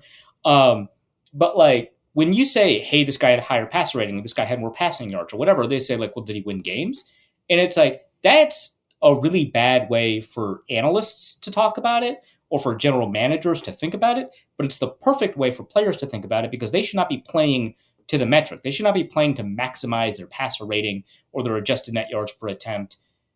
They should probably play to maximize their EPA, but that's kind of a hard thing to maximize for without also just playing to win. They should play to win. All of the metrics assume players are playing to win, and they should evaluate themselves on those wins, right? We lost the game. What can I do to get better, right? That is a great attitude for a player to have. Pretty poor attitude for, like, let's say, a political activist to have, but a great attitude for a player to have, right? What can I do? And so they evaluate other teams based off of wins and losses. And like, do you think the 2017 Minnesota Vikings or the 2017 Jacksonville Jaguars were two of the four best teams in the NFL? They weren't, but they had the some of the best record, right? And so it's not even like players are very good at identifying who the best teams are, right? They would have concluded that Blake Bortles was a good quarterback that year. They would have concluded that Case Keenum was a good quarterback that year. Spoiler alert on what happened to those two guys, right? I don't know that that's going to be a huge issue, but also that's not what UDFAs do. That's not what veteran free agents do. Like, where do these players go? They go to the places that are best fits for them based on a constellation of factors. A lot of it has to do with the amount of money that they get. That's where the salary cap comes in. A lot of it has to do with the guarantee structure that they get. A lot of it has to do with their fit in the offense, their judgment of the coaching staff, right? Like Jimmy Ward went to the Houston Texans, not a great free agency class. One of the top safeties in that free agency class goes to the Houston Texans. Why? Two reasons. D'Amico Ryans, his defensive coordinator in San Francisco, was the head coach in the Houston Texans. So one, that's a relationship that he's following. Two, that means that he knows that system knows how to use him. Three, they paid him a lot of money, right? And I feel like that's how that, like, people were like, yeah, they'll just go to the lowest income tax states. And it's like, are the Tampa Bay Buccaneers and Jacksonville Jaguars like the free agency destinations right now? No, of course not. That's a zero income tax state. Are the Houston Texans a free agency destination? No, of course not. It's a zero tax state. But like, the Chicago Bears, Illinois is not a zero income tax state by any reasonable stretch of the imagination. Chicago Bears signed tons of players in free agency. That's ridiculous, especially because it's only half your games, right? Because you get taxed based on the income of the other states that you play in. And also, if you move there, like, and agents know this now. I don't think that they knew this before. But if you move there, and that's a relatively big if, like Jared Allen lived in Arizona, he played in Minnesota, right? So it's not always the case. But most players will move to the teams that they've signed with.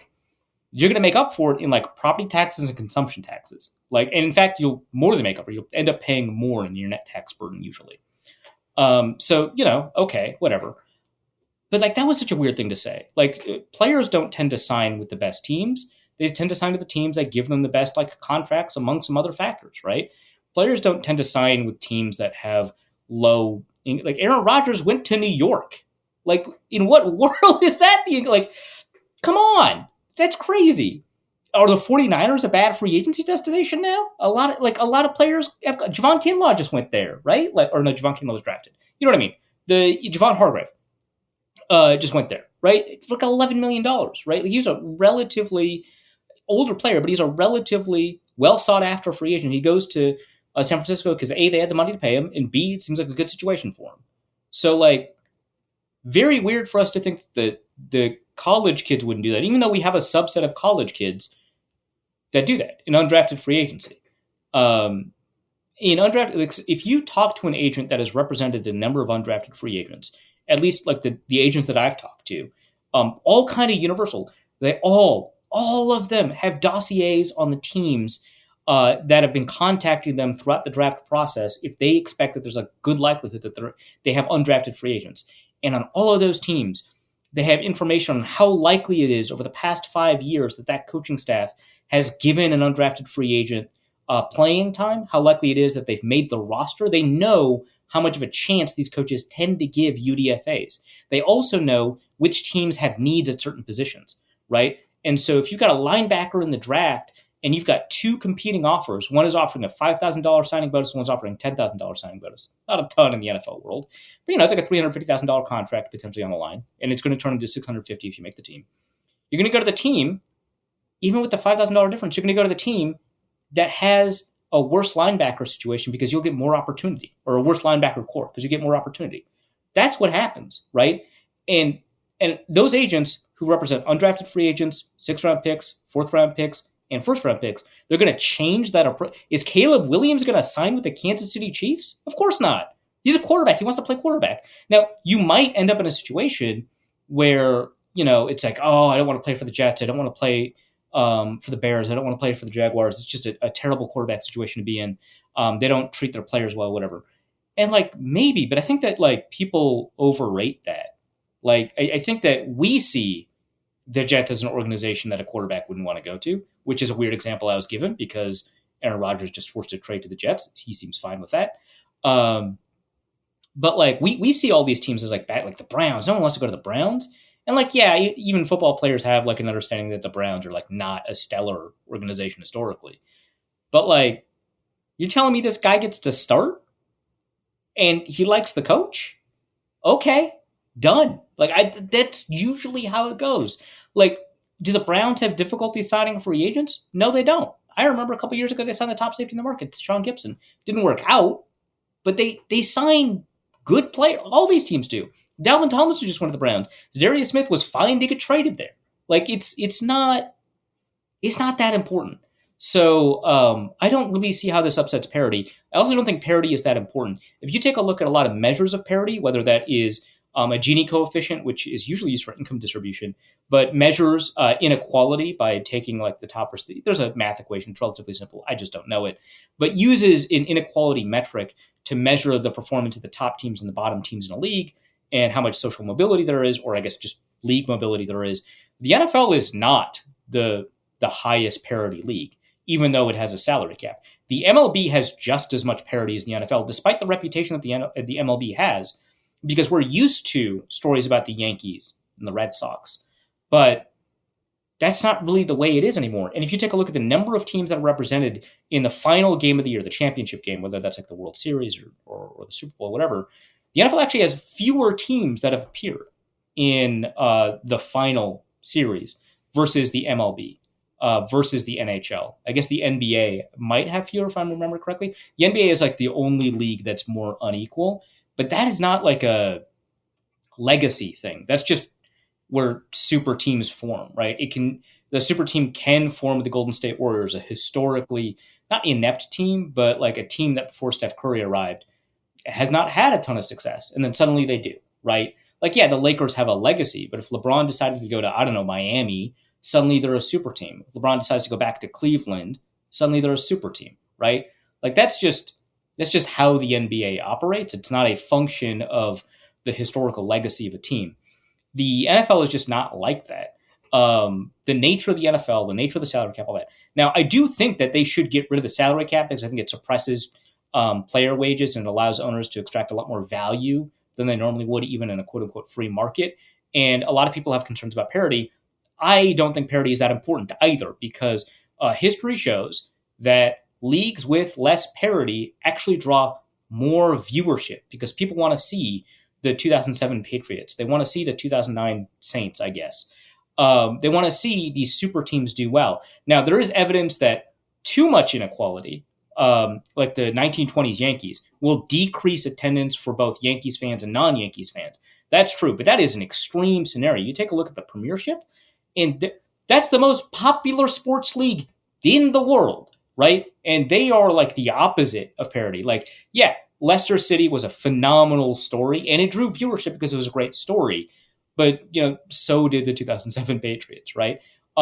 The statistical evidence on viewership and attendance tells us that parity is actually not, that we say we want parity, but that's not actually necessarily true. There's actually, people value skill distribution a lot because otherwise there's no expression of skill. You don't know if a team is good, if it's a coin flip about whether or not it can win. And if every team is a coin flip, that's not an expression of skill. That's just kind of gambling, but like not even with your own money, right? Like you're just watching other people gamble with like their mental health. That is weird. Um, if like marble racing, that's 100% luck, right? We all got kind of excited about it during the pandemic because we had nothing to do, and then we stopped being excited about it after like a week because it's random and it's always it was like this ironic enjoyment, like you'd pick a team and cheer for them, and then it didn't matter, right? I think that like if the NFL was as random as marble racing, that would suck. You need skill distribution. You need bad teams to be bad and good teams to be good for it to feel meaningful when you win a championship instead of it feeling like it was just you had a couple of lucky rolls of the dice, right? This is football. This isn't bingo. Right. Yeah, this isn't bingo. If anything, it's plinko. Well, that's different. That does require skill. Exactly. That's my point. There's a little bit of randomness and obviously a lot of skill. But yeah, the parity doesn't matter as much as people seem to think it does. Statistically, it doesn't matter. In terms of the ways that we watch the sport, it doesn't matter. Attendance goes up when a super team comes in, whether that's the MLB or the NBA or the NFL. Attendance increases when they're about to stomp on your home team. Like, that's just true. Like, Matthew Caller asked me which Lynx game I wanted to go to, and I was like, "Do you?" Because he's got season tickets, and I was like, "Hey, do you have any tickets to the Liberty or the Aces?" And he's like, "Actually, I just promised those tickets out."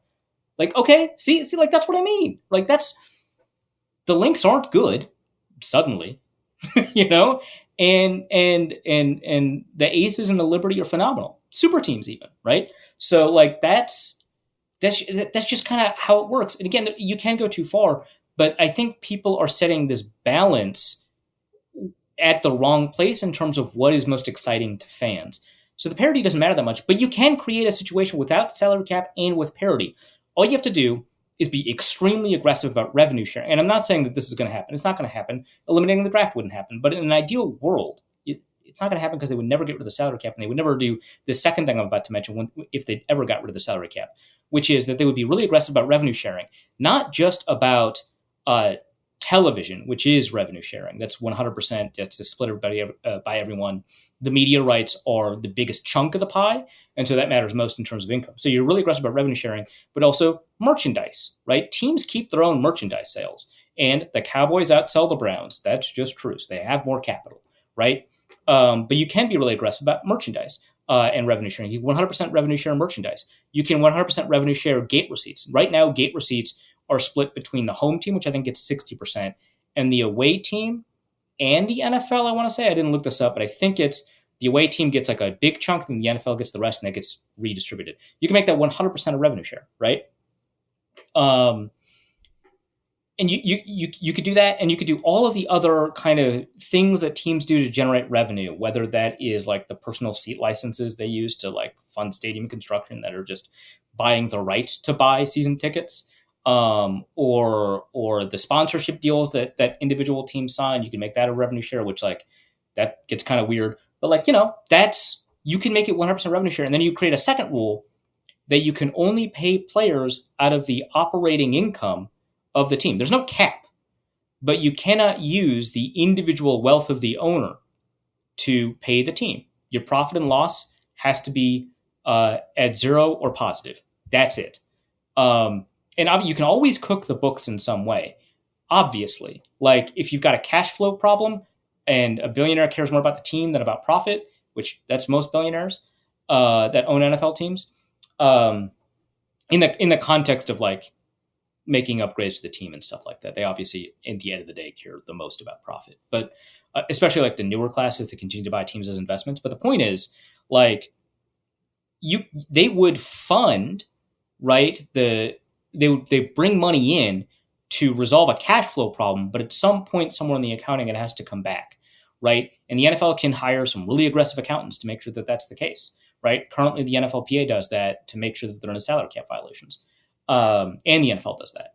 So like you can do it in a way that makes sure that players get the lion's share of league revenue without making it so that like the Dallas Cowboys of the world and the Washington Commanders of the world, which like despite what Dan Snyder has done to it, they are one of the most valuable teams in the NFL again. Don't outspend, right? I guess the Minnesota Vikings are actually a very high cash flow team because of Ziggy Wolf, but don't outspend like the Cleveland Browns and the Cincinnati Bengals and the Las Vegas Raiders of the world. Like, you can do it in that way to make almost all the league revenue, if not all the league revenue, split among all the teams, and then make that the pool year. Essentially, increase the salary cap to 100%. No team is going to hit 100%, and that's fine. So that's how you do it. That's not hard. So like I don't care about like all of this other stuff that people are saying because there's always there's always solutions to it. And again, the most popular sport in the world has no salary cap and it has no parity, and people go back time and again. It doesn't matter. Let's move on to a couple of questions here, just real quick to burn through. The Real Jack asks, for a Reef's alternate sports corner, one of my favorite parts of the Nuggets winning the finals yesterday is how absolutely uninterested Jokic was in celebrating his legacy cementing accomplishment. This guy almost had a panic attack when he realized he had to stay in Denver until the parade, and he couldn't go home straight to Serbia on his horses. Can you think of an NFL parallel, Vikings or otherwise, of a likely Hall of Famer who seemed to hate celebrating their success? There are like a number of those players, and like JJ Watt would like to pretend he was one of them. He's not. But there are like a number of those players, and I couldn't, reading this before the show, I couldn't think of like any of them. And I don't mean players that are relatively muted about celebrating success or who are kind of like whatever about it, but players that seem actively hostile to the idea that they would celebrate their success. There's even one like this season, right? And I just can't think of them off the top of my head. You could say somebody like a Tom Brady, or you could say even a coach like Bill Belichick, but it's not really like Bill Belichick's maybe the closest, but it's not really the same. I had to go historical, and I thought of like maybe Barry Sanders seems to be the one, where it's just like, hey, he got all these great accolades, and he's like, yeah, I guess this is my job. I have to do the best I can. It's just you do the best you can at work. Yeah. Meanwhile, you can just envision Belichick not even like wearing the gold coat, just like just ripping off the sleeves of the gold coat. Exactly. That just ends up being his prop. He'll be the only person who ever goes into the Hall of Fame wearing a hoodie. Yeah, I get Daniil Hunter. We were just talking about Daniil Hunter's kind of close to that. Yeah. He's not all that interested in you talking to him about his sack accomplishments.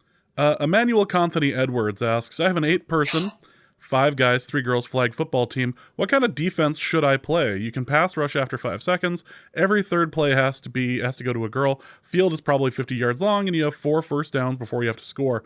Right now, we just run the cover 2. I can't think of another defense that you should run. 8-person football. There are specific rules. We can talk about the rules in a second, but you don't really get a pass rush, so you don't really have much value in blitzing. So cover 1 doesn't really give you much. Cover 3 gives you a little bit, but it really opens up the underneath. In 8-person football, there's just too much space to cover. And so cover 2 seems to be the smartest way to go about it. If there are unbalanced formations, I would suggest a cover 6, cover 4 on one side, cover 2 on the other side. But play the depth appropriate to the type of football that you're playing. So that not like a deep half, but like a relatively deep half. And the cover 4 players will play. It's kind of like half man, half zone. But honestly, there's not that much complication. Really, the complication comes from this rule set. Because if the first 2 plays went to dudes, the third play has to go to a girl. And, there's 3 girls. I would imagine at least 2 of them, if not all 3 of them, are eligible receivers. But if they're not, if it's only 1 or 2, especially if it's only 1, but if there's only 2 eligible receivers, I imagine if she's the quarterback, this rule doesn't apply. But you would probably like double cover them, right? What would you? The ball has to go to, unless there's like a pitch rule, like a rugby rule, where you can do a hook and ladder type play. You would just like not cover the dudes on those downs, right? But like other than that, like this seems like a cover 2, cover 6 league. This screams beer league. Like that ends up being way too complicated. Who keeps track of like who the ball going to the right person? That'd be a great like thing for the official to just like mark every couple plays. Mm-hmm. Armenson Bolsharif asks, for a Reef's Vikings Curse Corner, the Kensington Runestone allegedly Ah, proves that the Viking explorers made it to Minnesota. However, the scholarly consensus is that the stone is a fraud likely perpetrated by Olaf Oman, the man who, quote, found the stone. Is this the reason the modern day Minnesota Vikings are frauds and not to be trusted? Did Olaf curse the team for eternity by creating this fake runestone and initiating a history that associates Minnesota with the Vikings, even though they may not have ever been there?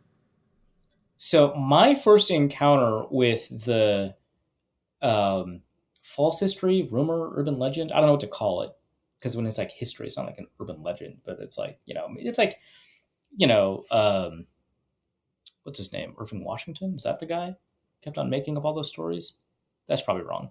Um, I'm like Washington Irving. That's it. Irving Washington. He like made up a bunch of history that has been treated as fact, like those kinds of things. History, folklore, as it were. My first encounter of this was actually um, a Garfield comic book, which, by the way, the Garfield comic books were like way better than the comic strip. Like it's very weird what the difference was between the two. Um, but one of them has like this alternate history where Garfield is a Viking and they settle in Minnesota. And I was like, is that like a thing? Is that why?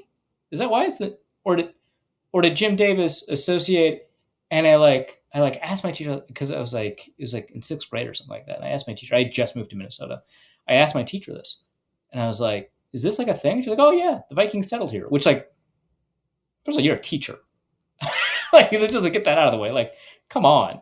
And like a teacher that like I just been so I had moved to Minnesota. I got placed in a random class, and then they moved me to. I hate saying this, but they moved me to the gifted class. And I would imagine like the gifted teacher would at least you know have a better handle on it, which is just like maybe that's like one of the assumptions of my brain that I just have to rattle loose. Like that's not true. The program's not that special. Get over yourself. Um, but like I would have like come on. But I was like, why does no one talk about this? Everyone talks about like Columbus, which like I later learned about that too. But like, I was like, no one talks about this. And like then I later learned about like Leif Erikson potentially landing in Newfoundland and like whatever. And I was like, okay, but did they like go up the lakes all the way to Minnesota? Because that seems to be like the way people talk about it. So that was my encounter with that. And eventually, I wasn't ever like proven wrong. It was just like enough people had talked about the actual colonization of the Americas from the West over time that I just kind of like was like, oh, that must not have been true. Like my brain just kind of let it wither away. I didn't even have the active thought that it wasn't true. It was just like, well, it's clearly that's not part of my understanding of the world.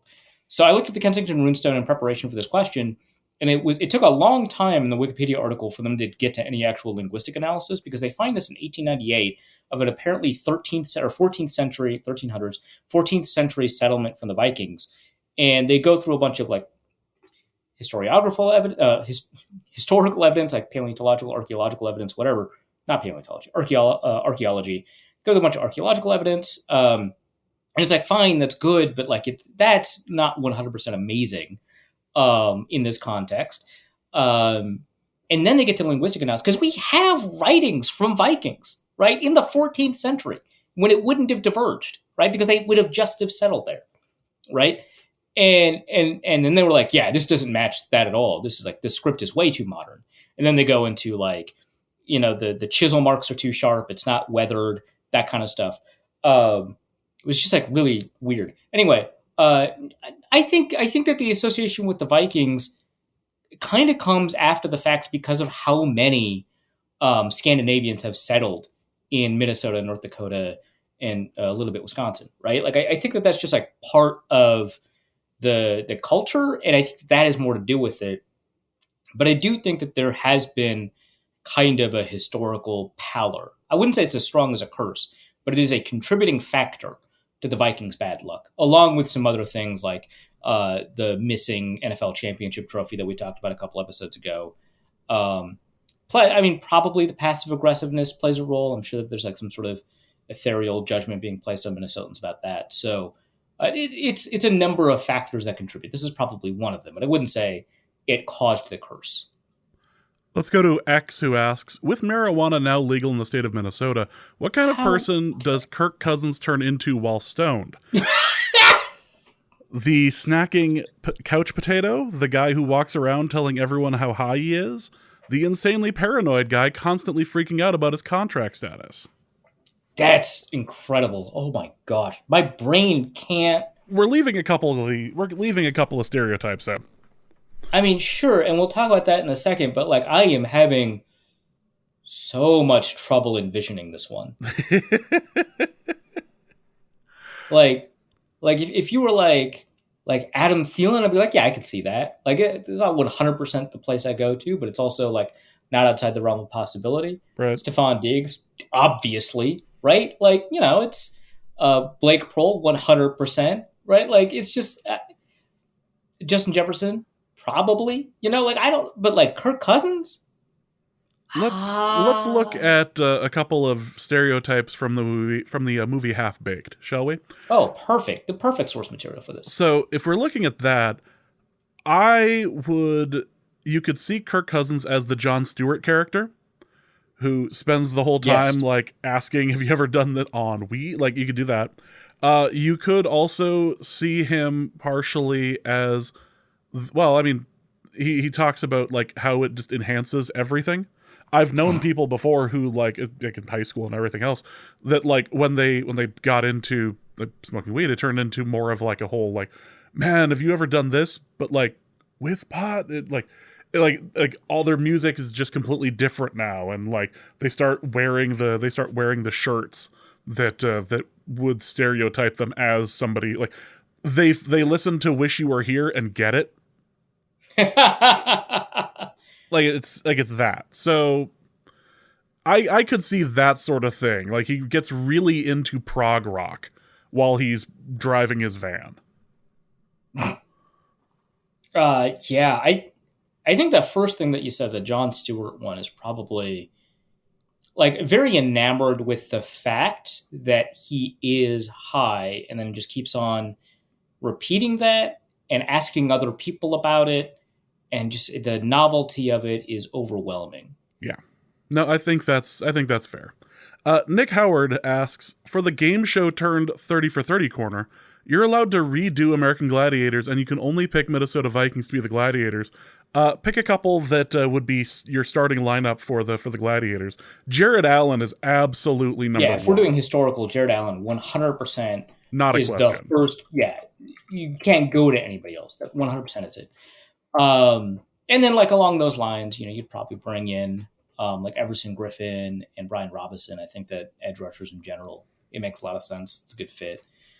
Chad Greenway is an all right fit. I was about to say, I bet Chad Greenway would fit the, I don't want to say meathead like role, but I think he would work well. Like it matches kind of like the aesthetic of what they go for. Yeah. I think he'd be really enthusiastic about it. Not as much as Jared Allen, right? But like that's kind of a high bar. But like on the roster, that one is a little bit tough because I don't think Danielle Hunter is like of that. I don't know Marcus Davenport well enough.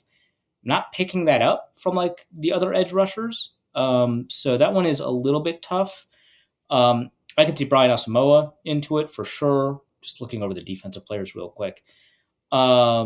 Maybe James Lynch, if they didn't make him like a nose tackle, that would work. I think Harrison Phillips has the attitude, but it's not really like the vibe. Caleb Evans, I think, would do it, but he just doesn't have the build that you look for. Tight ends, TJ Hawkinson, 100%. Josh Oliver, I could see it. Johnny Munt, maybe. Nick Muse, 100%. Yeah, Nick Muse, yeah. Yeah. Hawk, Muse, I guess Asamoah, maybe Hicks, I could see it. I don't see it from Madison.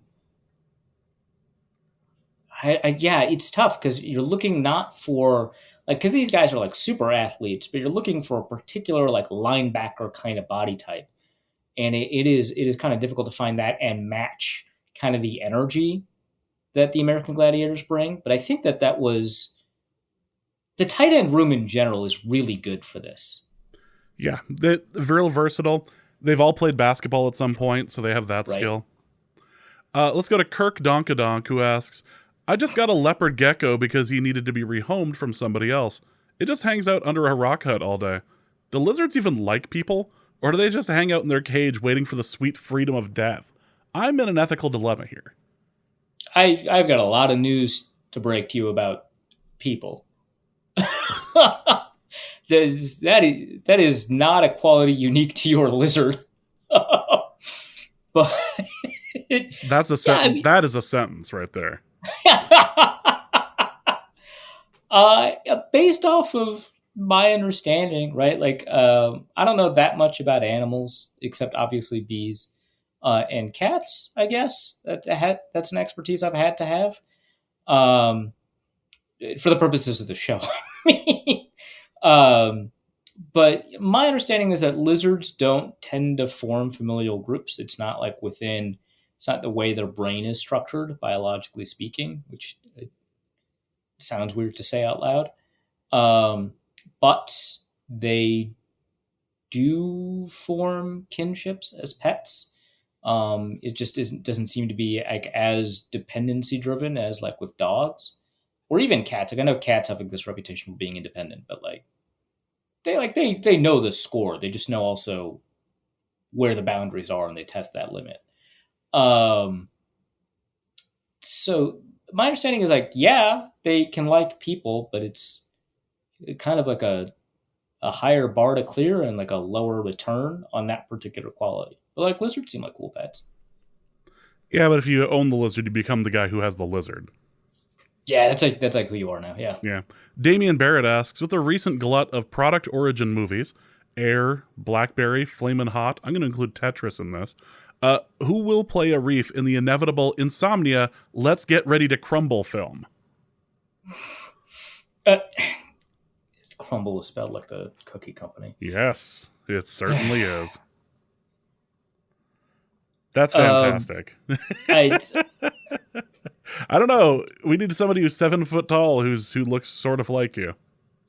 I guess it would have to be The Rock, right? If he's willing to grow facial hair. Moving on.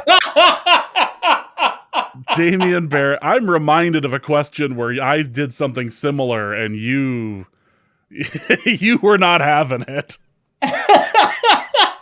So we're oddly enough, we're going straight to that corner. For James's relationship corner, is Diggs that ex whose exploits you still hear about through mutual friends and think to yourself, there for the grace of God go I?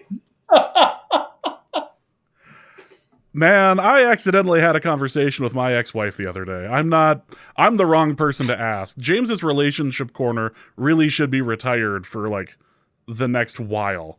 There's no good has come from this relationship corner or James relationships. I'm good. No. We're gonna push past that and go from that to Arif's hypothetical body pillow corner from Gaming Nerd Bolsharif. For Arif's hypothetical body pillow corner, Pro Football Network introduces a new rule that starting on Monday, all staff are required to own a body pillow of a current NFL player. God, Jesus, why? The cost will be paid for by the company. Which current NFL player do you choose to own a body pillow of? Why? And where do you display said body pillow? You know, it's funny. You came here and I didn't break out the body pillow. Like it was just sitting in my closet. I should have at least shown it to you. Yeah, no, that's fine. We're fine. Yeah. It's fine. So obviously this would probably violate a number of ethical guidelines for reporters. But outside of that, I feel like CJ Ham's probably appropriate here, right? I feel like he's lovable enough for it. I think Captain Ham would work. Otherwise, Teddy, obviously. Yeah. I separated this because it was so outside of the realm of where his original questions were. We have another question from Logan Bolsharif who asks, question for James and Arif's seagoing adventure corner. Noted capitalist and child employer Arif Hassan, misspelled here in this question, has accumulated vast amounts of wealth, enough to be an owner of the Kansas City Chief, part owner. Part owner. As such, I assume Arif has It's different. regularly Arif has regularly taken people on cruises on his mega yacht, fellow owners, capitalists, bougie cookie connoisseurs, child servants who didn't need paid family or medical leave, etc., cheerleaders who no longer have their passports, etc. What concerns does Arif have with the God, recent come on. string of orcas capsizing and destroying yachts possibly coming for him next? And what are the most effective anti-orcs measures? Okay, so in a world where I am taking Supreme Court justices onto yachts and treating it like a normal travel expense and not as like a vacation gift that they would not have to declare, and those yachts are at risk of evidently like a crisis of orcas fighting back, taking back the oceans. I'd watch that movie about the based on the real life events of orcas stuff happening right now, of them fighting back apparently against yachts a lot. I don't know about other boats, but I feel like they're not taking on like cargo ships. So it seems like yachts are the appropriate size for them to exact their revenge. Um, so the concerns. Okay. Look, if I am as described in this question, right? A bougie cookie connoisseur, evidently a trafficker because I'm taking people's passports, I'm employing child labor, uh, I'm entertaining Supreme Court justices in violation of ethical guidelines, but not ethical rules, importantly. I am probably not above using active sonar to deter orcas, right? Like that seems to be like if I'm this awful, I would probably, and it doesn't have to be low frequency active sonar, the sonar that is most typically associated with the deaths of marine mammals. But it can be like a medium. You just need to deter them from the boat. You don't need to like broadcast from 100 miles away where you are. So it doesn't have to be a low frequency that the waves don't get, that the frequency doesn't get disrupted by the waves too far away. It can be a medium active sonar, and it doesn't have to be so loud it disrupts whale hearing, but it can deter. So you can just do that. I feel like that's the solution. Kind of screwed up, but that's the hypothetical I was given. That's where we're at. Delsa BC Dad asks, for Arifa-san's passive-aggressive football fan corner, my friend is going to get a Sauce Gardner jersey when he goes to see the Jets in October. Should I get a Brett Favre jersey, cross out his name, and replace it with Rodgers? Yes. Easily, but like don't like make it super obvious that originally said Favre. Yes. Like don't completely cover up the nameplate. Yeah. I think that's extremely funny. Also from Delta BC Dad. Now this is a reference to the in-person mailbag that we put out on Patreon. If you'd like to know more about this, check it out. It's definitely worth the listen. For Arifa-san's existential threat and neurology corner, if someone becomes aware of Rococo's basilisk and they have some kind of type of like neurodegenerative disorder, are they still held accountable for their knowledge and lack of actions to save others? What degree of neurological impairment is required to eliminate existential culpability? Good Lord. Yeah. Deal with that. I want to like be very clear. My understanding is that Delta BC Dad has worked in healthcare.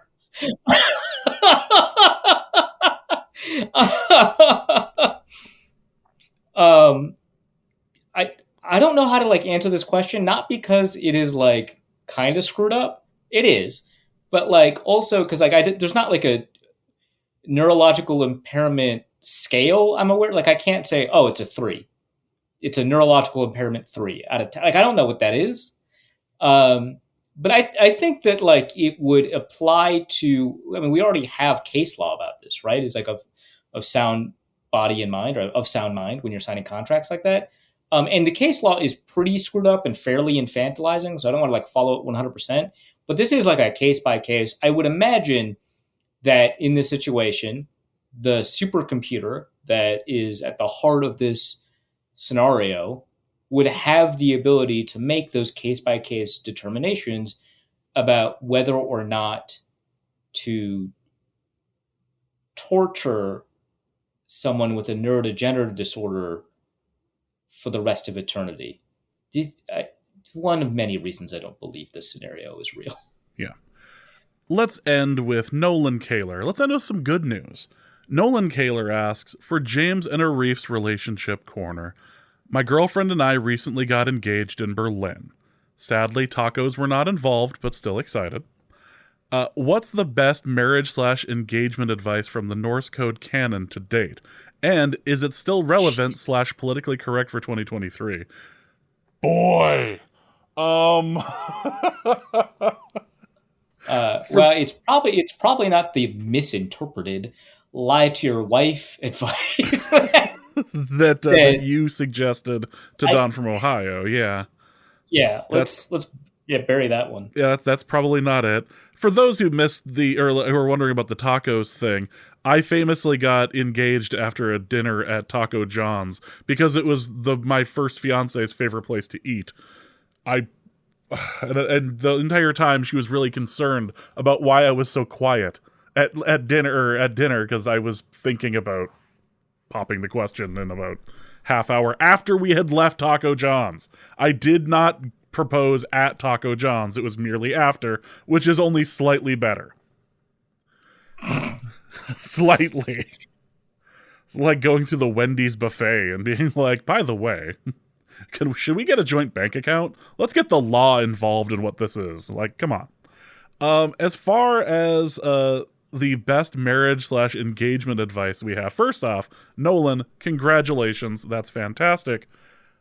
As for advice, I mean, from the show's history, I'm trying to think of the best advice we've ever given, and usually it involves trying to convince Don from Ohio's wife to leave him, admittedly. I mean, try to avoid bingo with your significant other. That seems like a mistake. Bingo itself seems like a mistake, but, bingo with your significant other seems like a problem. What do you got, Arif, other than, try not to lose your new spouse's coat in Hawaii? That one's important. That one is underrated, really. Critical. It's foundational, really. I don't know. I feel like a couple of years ago, there was like this convoluted situation where both of us were like, why can't you just like talk to her? Just like talk to her. Just talk. Like, I don't know. Why are we involved in this question?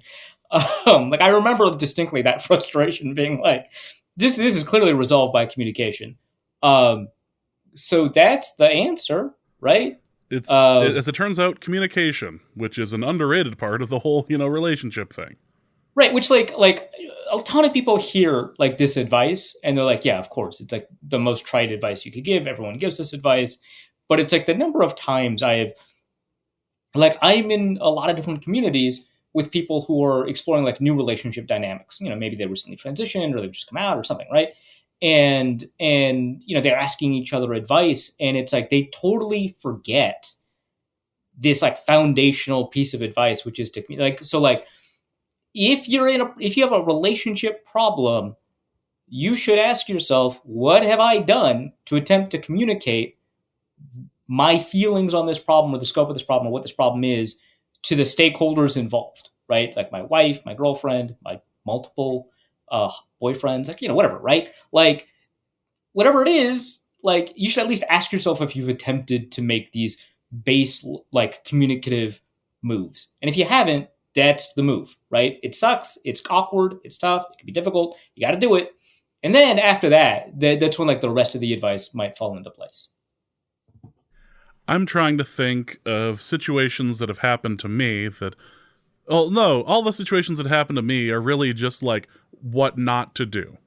So, basically, Nolan, if you can just go back through old episodes and take the advice I've given and do the opposite, you'll probably do fine. It's a bit like the Summer of George series on Seinfeld. Just do the opposite of what I'm suggesting. I've never had success. You probably will if you take these steps to avoid what James did. Yeah. Yeah. Do the opposite of what James does. I mean, your advice is not like awful most of the time. It's just don't do what James does. Yeah, exactly. Listen, I turned 40 this last weekend, and I'm still confused as to how the hell that happened. But like, I am not a role model in any way, shape, or form. I've been dealing with a bunch of stuff as a result of the relationship corner, not the corner itself, but yeah. So I don't suggest anybody do the things I have done, be the places I have been. No, you shouldn't even listen to Arif. You should just don't do what James has done and do the opposite of what Don from Ohio has done, and you'll probably be fine. Yeah, it's just a classic WWJD. What would James do? And then do the opposite. Yeah, that makes sense to me. All right, Arif, let's plug some stuff. What do you got? So I was on PTO for the past couple of weeks, just to get like the house sale in order and stuff like that. So I've had some content, just scheduled to come out while I was on PTO at Pro Football Network. A lot of that was like team preview type stuff, but I've got some content coming up. I don't know when the publish date for some of this stuff is, but I had a great set of conversations with Jason McCourty, Devin McCourty about their post NFL life. Devin McCourty told me about like why he retired. That was really cool. And so that's coming out pretty soon. I've got takes on the Danielle Hunter situation and the Stephon Diggs situation up at Pro Football Network. I continue to write about like random teams, like, the Arizona Cardinals. I just submitted that. That's getting published soon.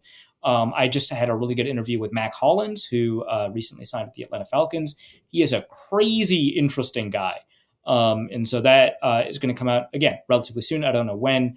And then I recently also had an interview with Julius Thomas, the former tight end for the Broncos and the Jaguars, who is now a neuroscientist. And so that interview was like 2 hours, and then he sent me a bunch of like academic papers, so that it's going to take some time to write, but those are all coming up, as well as kind of the normal coverage that you can expect to see. So that's over at Pro Football Network. You can find that at profootballnetwork.com/author/ahassan.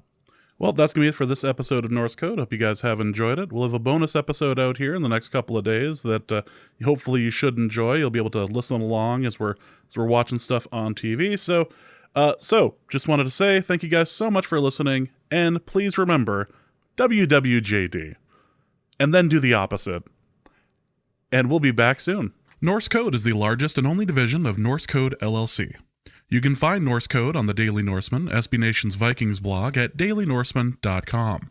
You can also find it on iTunes, Apple Podcast, Spotify, Stitcher, Google Play, and wherever fine podcasts are aggregated. Our Vikings blogger extraordinaire and generally useful human is Arif Hassan of Pro Football Network, and he can be found at Arif Hassan NFL. I am your producer and host, and my name is James Pagoshnik. You can find me at the show's official Twitter feed at NorseCodeDN or my personal account at Big Mono. If you'd like to donate a few bucks to the show, you can do so in a few different ways. You can go to patreon.com/NorseCode and donate there. For $3.50 a month, you get bonus material and more. You can also go to paypal.me/NorseCode for a one-time donation, or you can go to norsecode.threadless.com and pick up some Norse Code merchandise. Any questions or comments that cannot fit in a tweet can be sent to norsecodepodcast@gmail.com. On behalf of the Norse Code staff, thank you so much for listening. Our formula is this. All things are possible through the power of Ben DiNucci.